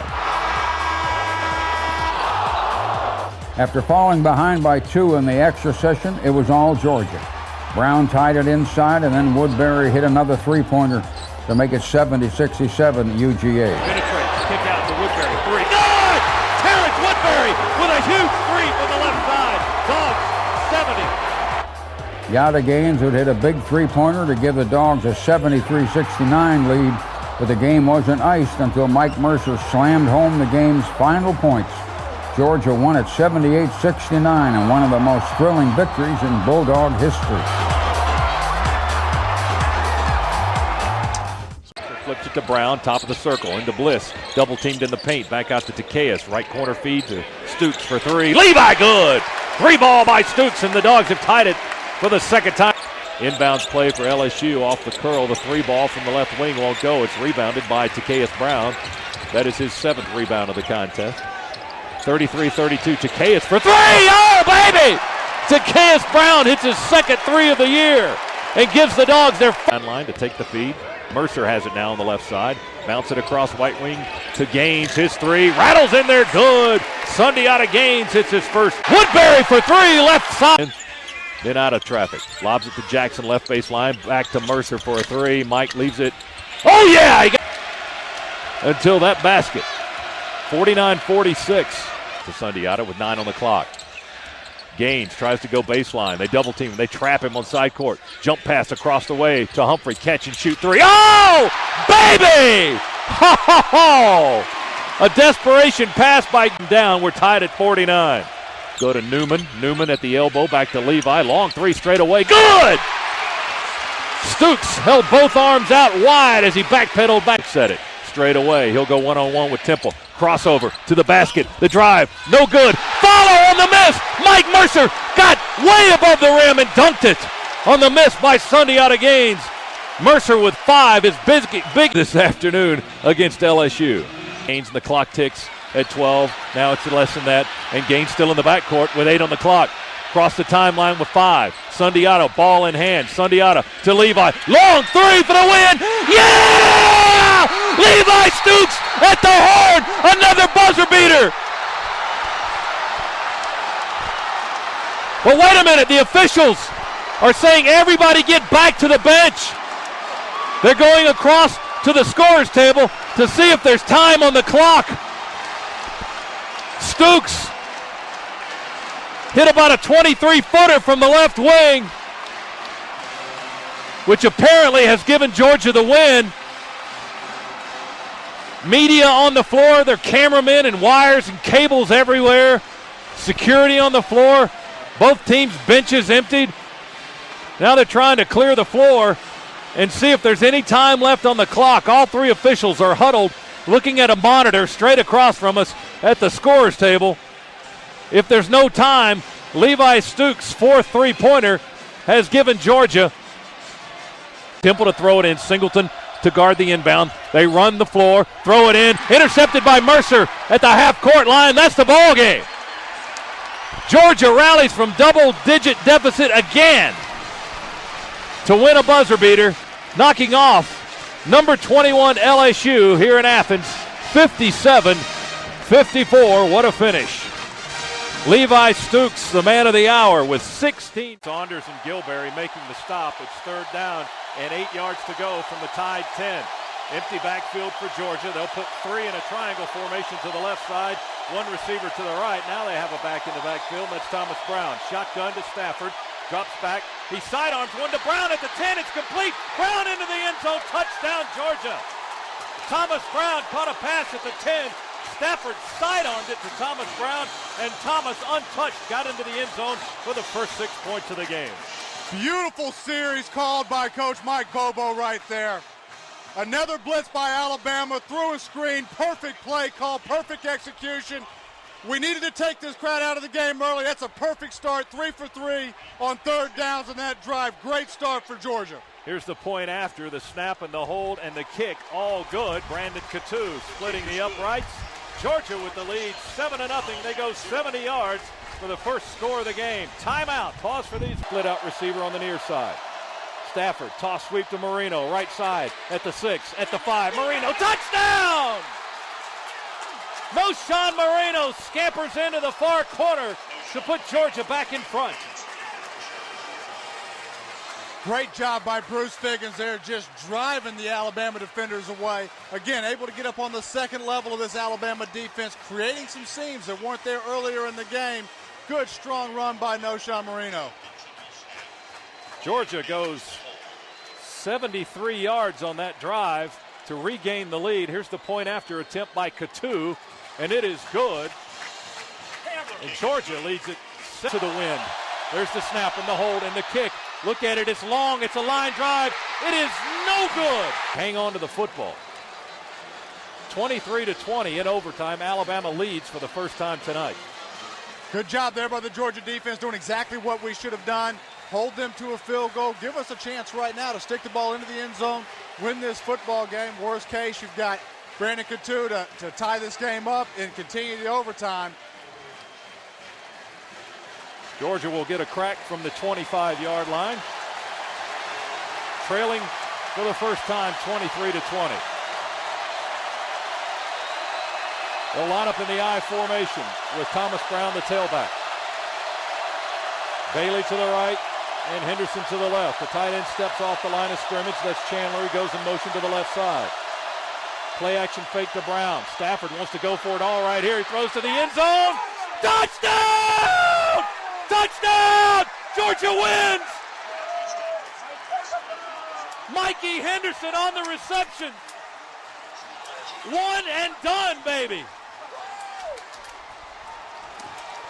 And there is a huge dog pile in the far corner of the end zone as Georgia has beaten Alabama 26-23, and the dog players are being showered with litter from the far side of the field as they are in the student section.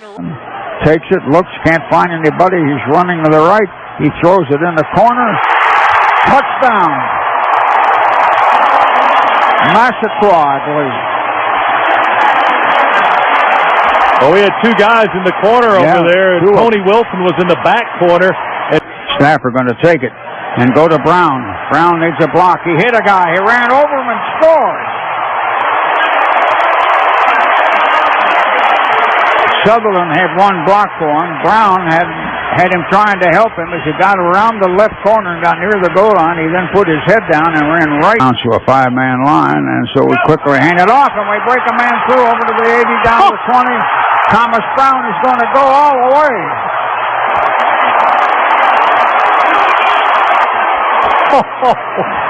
Wow. Well, there's a guy at about the 15-yard line that's picking up his athletic supporter. Brown put a move on him. He just caught dead in his tracks on Kendrick Lewis again. A man in motion. Adams back. And we intercepted a big defender on the 30-yard line. Got it down to about the 21. Brandon Miller. The linebacker got a ball up on his chest and went up high. A short, hard bullet pass, and Miller intercepted right. And so Stafford going to pitch that ball out, and Moreno's got it, and Moreno's going in the end zone and scoring. Pitched out and swept him to the right, and Moreno had a big blocker in front of him. Sutherland, the fullback. Adams, the right tackle, had a piece of the block. Going to run the option to the near side. They pitch it to Jackson Garrison to the 15. He plows over him, and he fumbled the ball. He fumbled it. Georgia says we have it, and the Dogs have the ball at the receiver to the left. Shotgun, snap to Stafford. He drops back, looks down the middle. He throws. It is caught! Wilson catches it at the 43. He fumbled the ball! Did he get it back? I think he got it back. Yes. 7-yard line. A 37-yard kick for the win. There's the snap and the hold, and the kick is good! Brandon Katu at the horn with the 37-yard field goal to win it for Georgia. And what a huge win for the Bulldogs, coming off of last week's defeat against Tennessee, where we just got out. Kickoff returns hit a long of 61 yards last week against Kentucky. Georgia kicking from right to left with Brandon Katu. He sticks his foot into it, and we are underway as he positions it to the near side of the field, taken on the 11 by James. He's up quickly to the 20. Gun. Tebow takes the snap, hands it off straight ahead to Moore. Moore breaking, losing the ball. It's picked up by Georgia. Asher Allen's got it. Asher Allen at midfield to the 40, to the 30, down the far sideline and out of bounds. Georgia recovered the fumble, picked it up and took off running. Asher Allen deep in Florida territory. They'll stay in the eye. Chappus and Sutherland in the ball game. Chappus goes in motion, handed to Noshan. He dives, stretches out, touchdown. And look at the entire Georgia offense coming off. That's the whole team. The whole team is on the field right now. What the heck is that? That's a flag. What are we doing? They're throwing a flag, and I don't think anybody cares right now.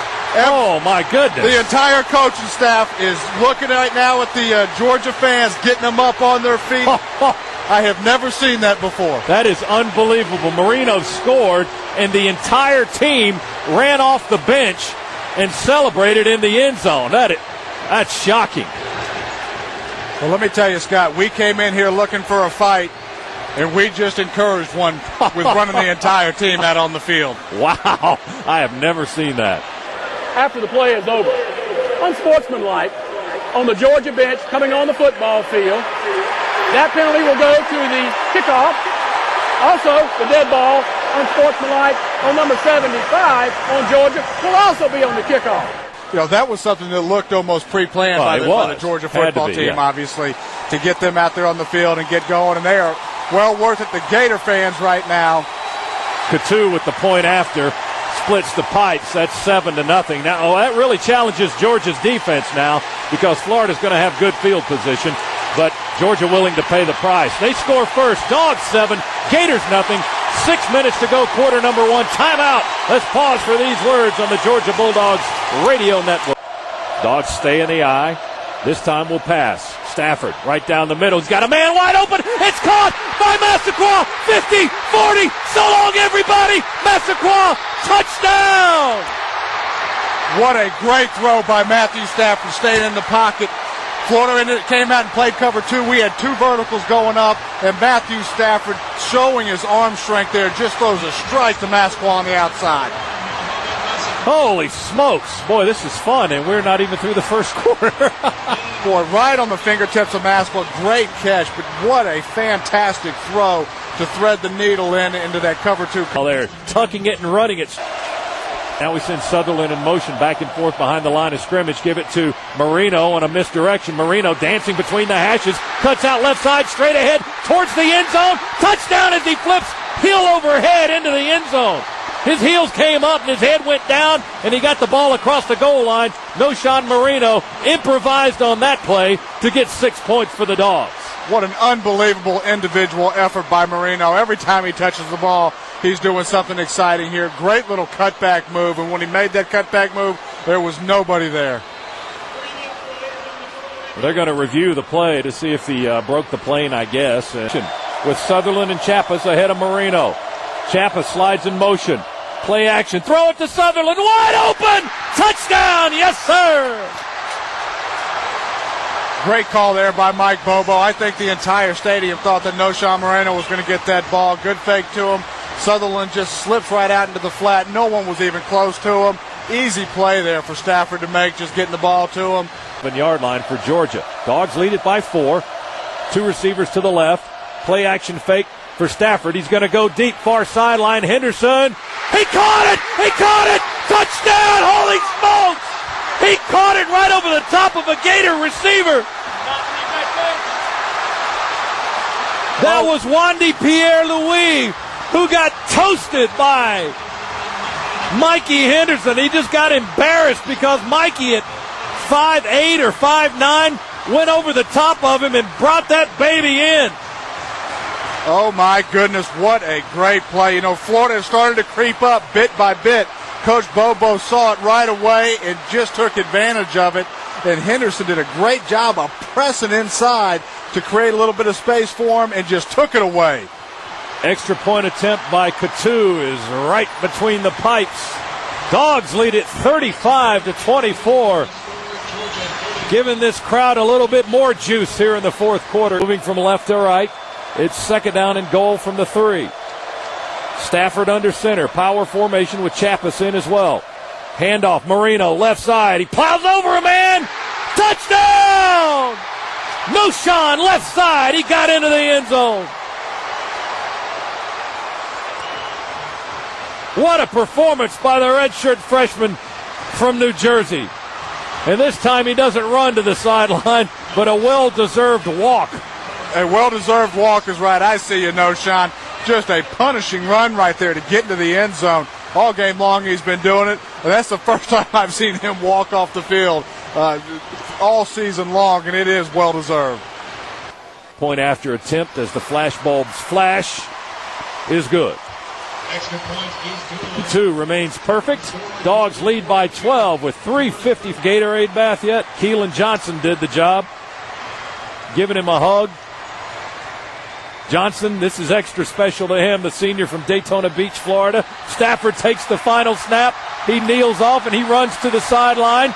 Georgia hugging the coaches. Here come the Bulldogs running onto the field just like they did at the beginning of the ball game after the first score. 9 seconds to go, and Georgia has beaten Florida tonight in Jacksonville. Final score, Bulldogs 42, Florida 30. Dogs win. Dogs win, yes indeed. Some of the players running towards the left end of the field where the band is to celebrate a little bit with those guys. And now coming back to the middle of the field, Mark Richt and Urban Meyer shaking hands as Georgia only trailed one time in this ball game tonight, 17-14, as the Gators got a field goal to go on top.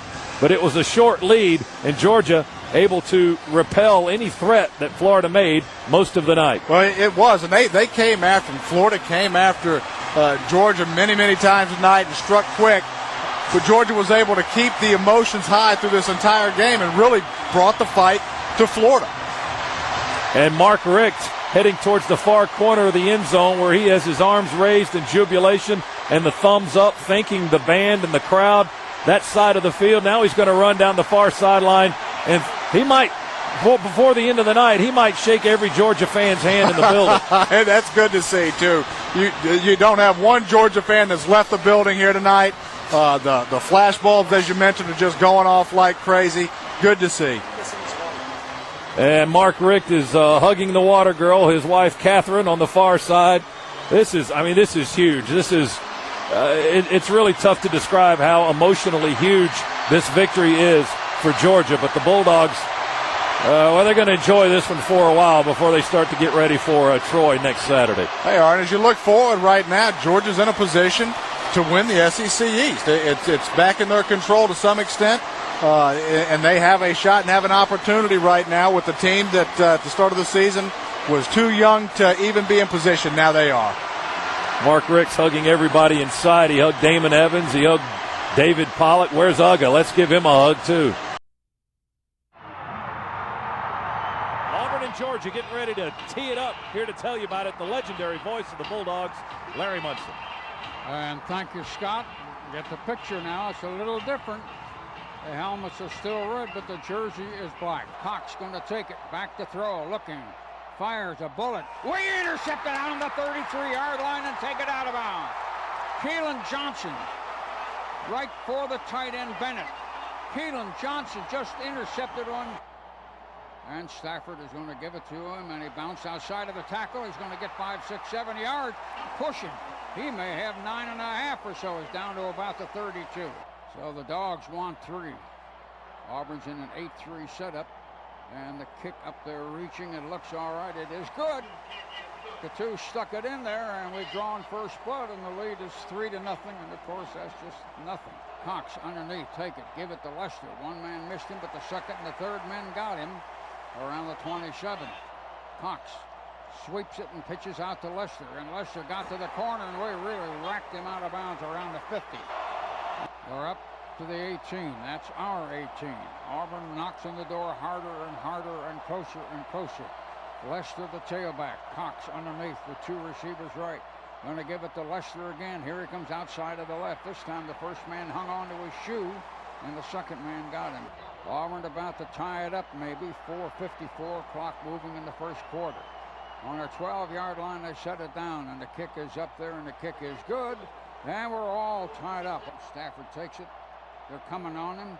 Throws a screen over on the left side to Marino. Marino's going to get 5. He's going to get 10. He's going to get about 13 yards of first down.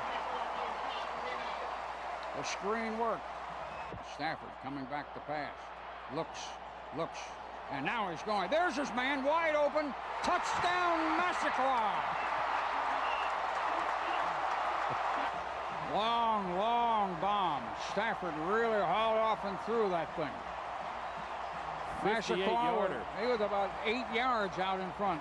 Cox fakes. He's back to throw. And we bat the ball down right in front of him. Lomax hit it and knocked it 7-8 yards behind the quarterback. Going to take it and drop back.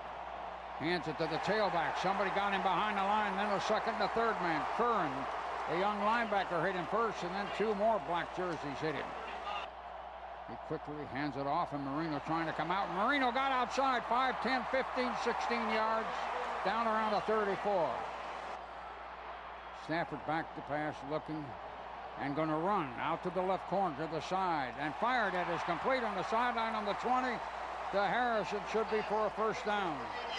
Stafford takes it and drops back, and he's going to throw, try to lead a fade, and I think he got it in there. Yeah, touchdown by 6 inches. Sean Bailey went down in the left corner and leaped and had 2 men covering him and barely got his feet in there. A tight throw in a tight pocket.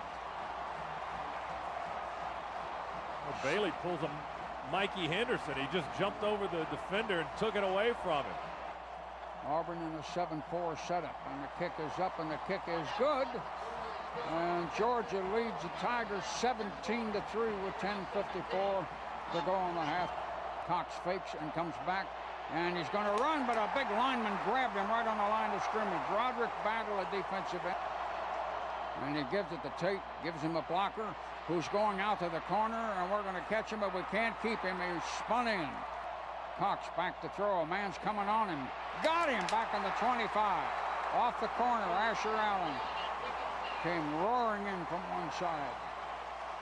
A lot of drama and a lot of suspense left the ball game late in the second quarter, but Georgia leads 17-10 at the end of the half. And the crowd gets in that throaty roar that only a football crowd can get in.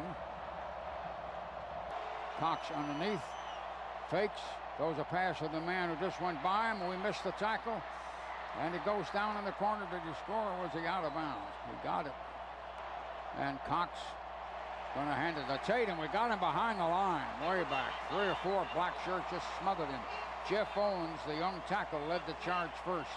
Then 2 or 3 of his teammates came along. They set it down, and the kick is up there, and the kick is good. And Auburn takes its first lead of the night, 20-17. Shotgun Stafford, snap is good, looks, and decides to air it all out down the right sideline, and it is complete around the 30 and out of bounds. Sean Bailey caught another ball, this one right over his left shoulder. And he and the defensive back went out of bounds in the 26. Stafford underneath. Toss sweep, flip that thing out, and Marino got out there. 15-10, 5, touchdown Marino. Well, he made a guy miss inside the 10. He was headed towards the corner, towards the pylon, and that was the angle the Auburn defender was taking. He stopped on a dime and changed direction back towards the hash and scored. He makes more people miss. Oh, my goodness. The New Jersey kid got us a touchdown. We've got a little piece of the lead back. Cox takes it. We're coming on him, and he got his throw off. And we intercepted the ball out deep around the 50. Getting away is Kalen Johnson. He took it down to about the 36. Dogs will have the ball on the interception, and they will be on the Auburn 48. Takes a snap, looks, and throws. There he is, Bailey, complete on the 15 down to about the 11. They can't cover Sean Bailey tonight. He's making great catch after great catch. He was a half a step ahead of his man. Caught the ball and went down right away. It's on the 14 with a marker. Stafford underneath. Stafford going to take it. And Marino found a little hole to the right and got away from one.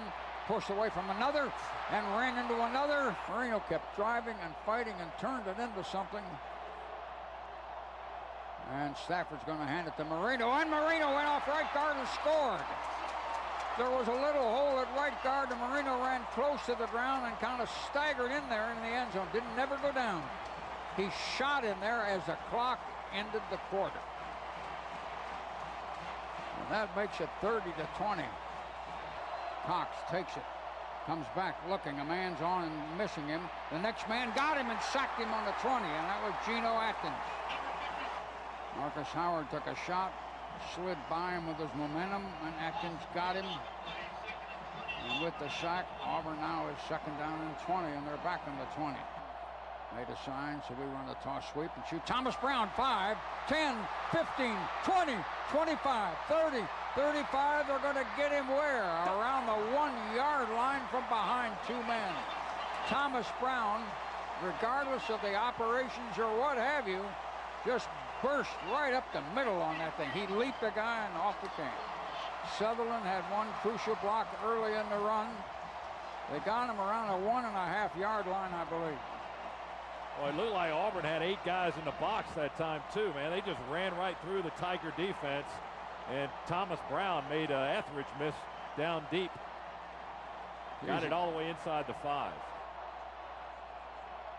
Man in motion, and a quick handoff, and we buck up in the middle. Touchdown.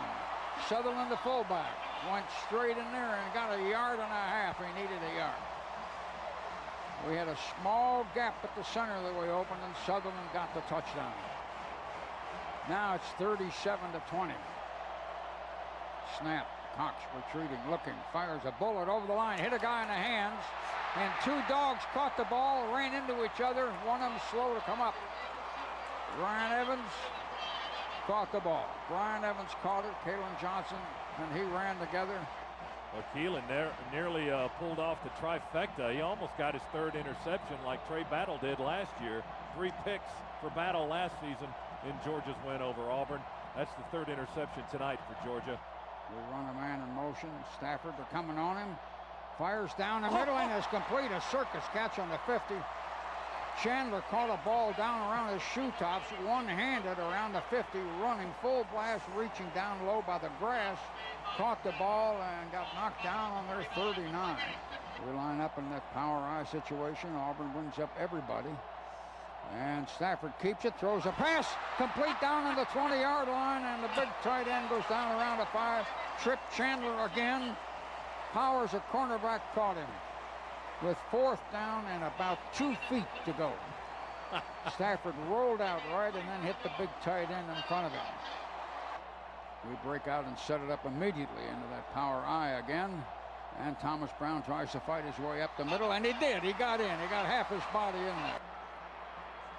Set it down, and the kick is up there, and the kick is good. And it's 45-20 with 6:48 to play. Man in motion, wide out right with the other receiver. There's now 2. Cox retreating to pass on 1st down. We're coming on him, and we got him. We sack him inside the 40. Jeremy Lomax got him, a kid out of Jonesboro. Snap to Cox. He's coming back to pass. A man on him as he threw a high wobbly pass. And we're going to intercept the ball down around the 1. Thomas Flowers high up in the air in front of the receiver with both hands and caught a ball about 10 inches out in front of the goal line. Cox underneath runs that fullback again for about 2 or 3 yards. Chappis. And now they'll let those clocks go and those seconds tick away, and they will, and this ball game is ended.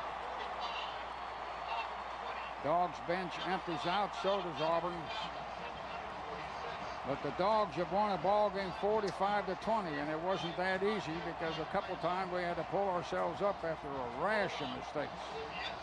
But Georgia had some big play people tonight, and that had a lot to do with it. And Stafford had some long-range artillery, too. Dogs will win it 45-20.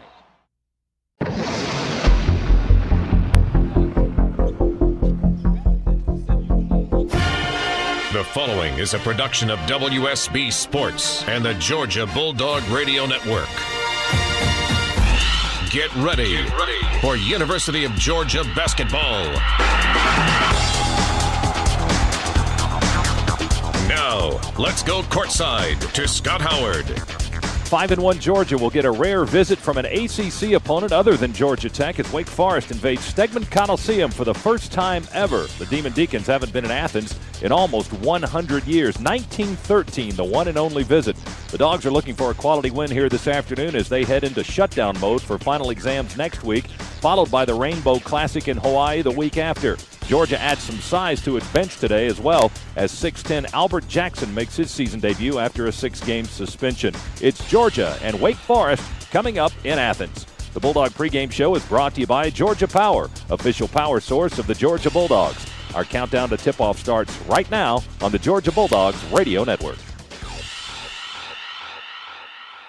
Woodbury, runner at the elbow, knocked it down in the foul, and Wood on his back.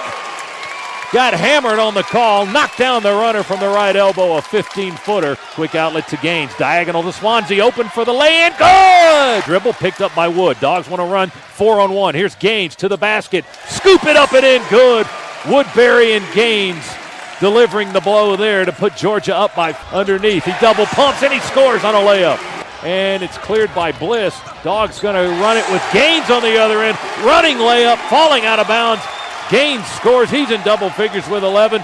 Bliss comes out between the circles to take it. Brewer takes the pass. His three is deflected. Bliss rebounds underneath. Ball fake. He muscles it up and in. He leaned back into McFarland and scored from the left side of the basket. He thrives with contact on the blocks. He tries to shove it into the paint to Price. Price has it bounce off his hand. He gets it back out on the wing to Humphrey. 6 to shoot. Humphrey just above the free throw line. 4 to shoot. He forces it, and it will not go. The follow won't go by Bliss. It's off the rim, and the rebound chased down in the corner by Gaines. Humphrey will shoot a three. Yeah! Oh, they didn't use clock. Humphrey shoots the three instead.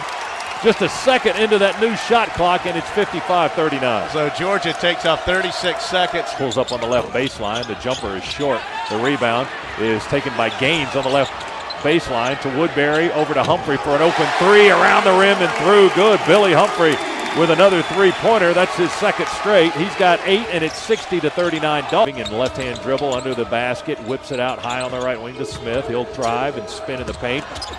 Drops it down low. Rejection by Bliss. Holy smokes. To L.D. Williams. He holds. They try to screen. Williams lost a handle. Picked up by Gaines. Gaines sprinting down the floor. Going to beat Wake to the basket and lay it up good. This is a rout.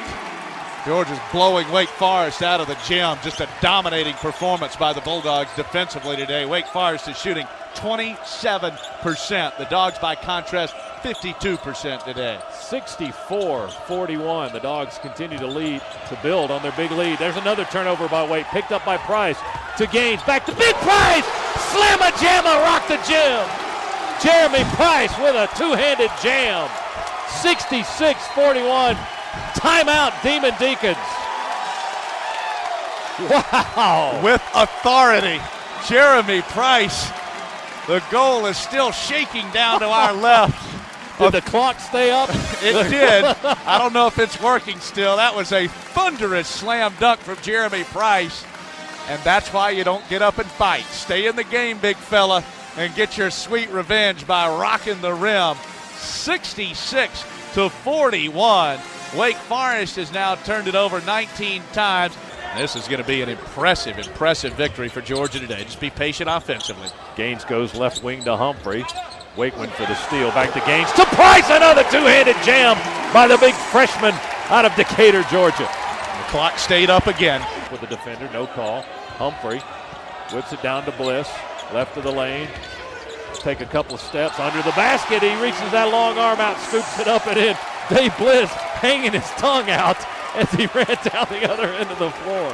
And Georgia, he's had a whale of a game. Oh, he's played terrific. Going to let him just dribble it out. Swansea playing keep away. 5 seconds to go. Swansea open shot. Now Weaver between Swansea and the basket. Zach just dribbling it out. There's the end of the ball game, and there is an impressive Georgia victory. Final score, Dogs 72, Wake Forest 50. Second down at 10. 3 wideouts. Again, Stafford in the shotgun. Georgia Tech hasn't brought a lot of pressure the last couple of plays. And now it's Stafford inside the 10 and gone. Touchdown. 31 yards.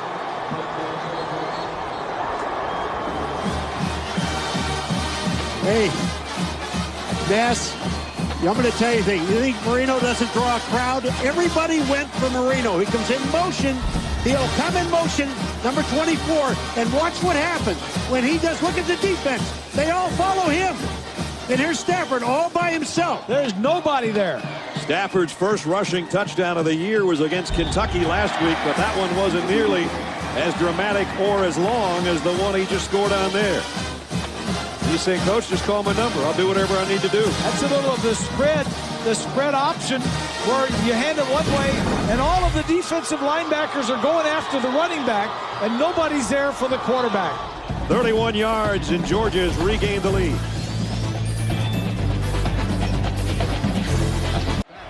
Toss sweep to Brown. Needs a block. There goes Brown outside. 15, 20 yards. Thomas Brown, touchdown. Far down in the right corner. We suddenly did something on that line of scrimmage and we got...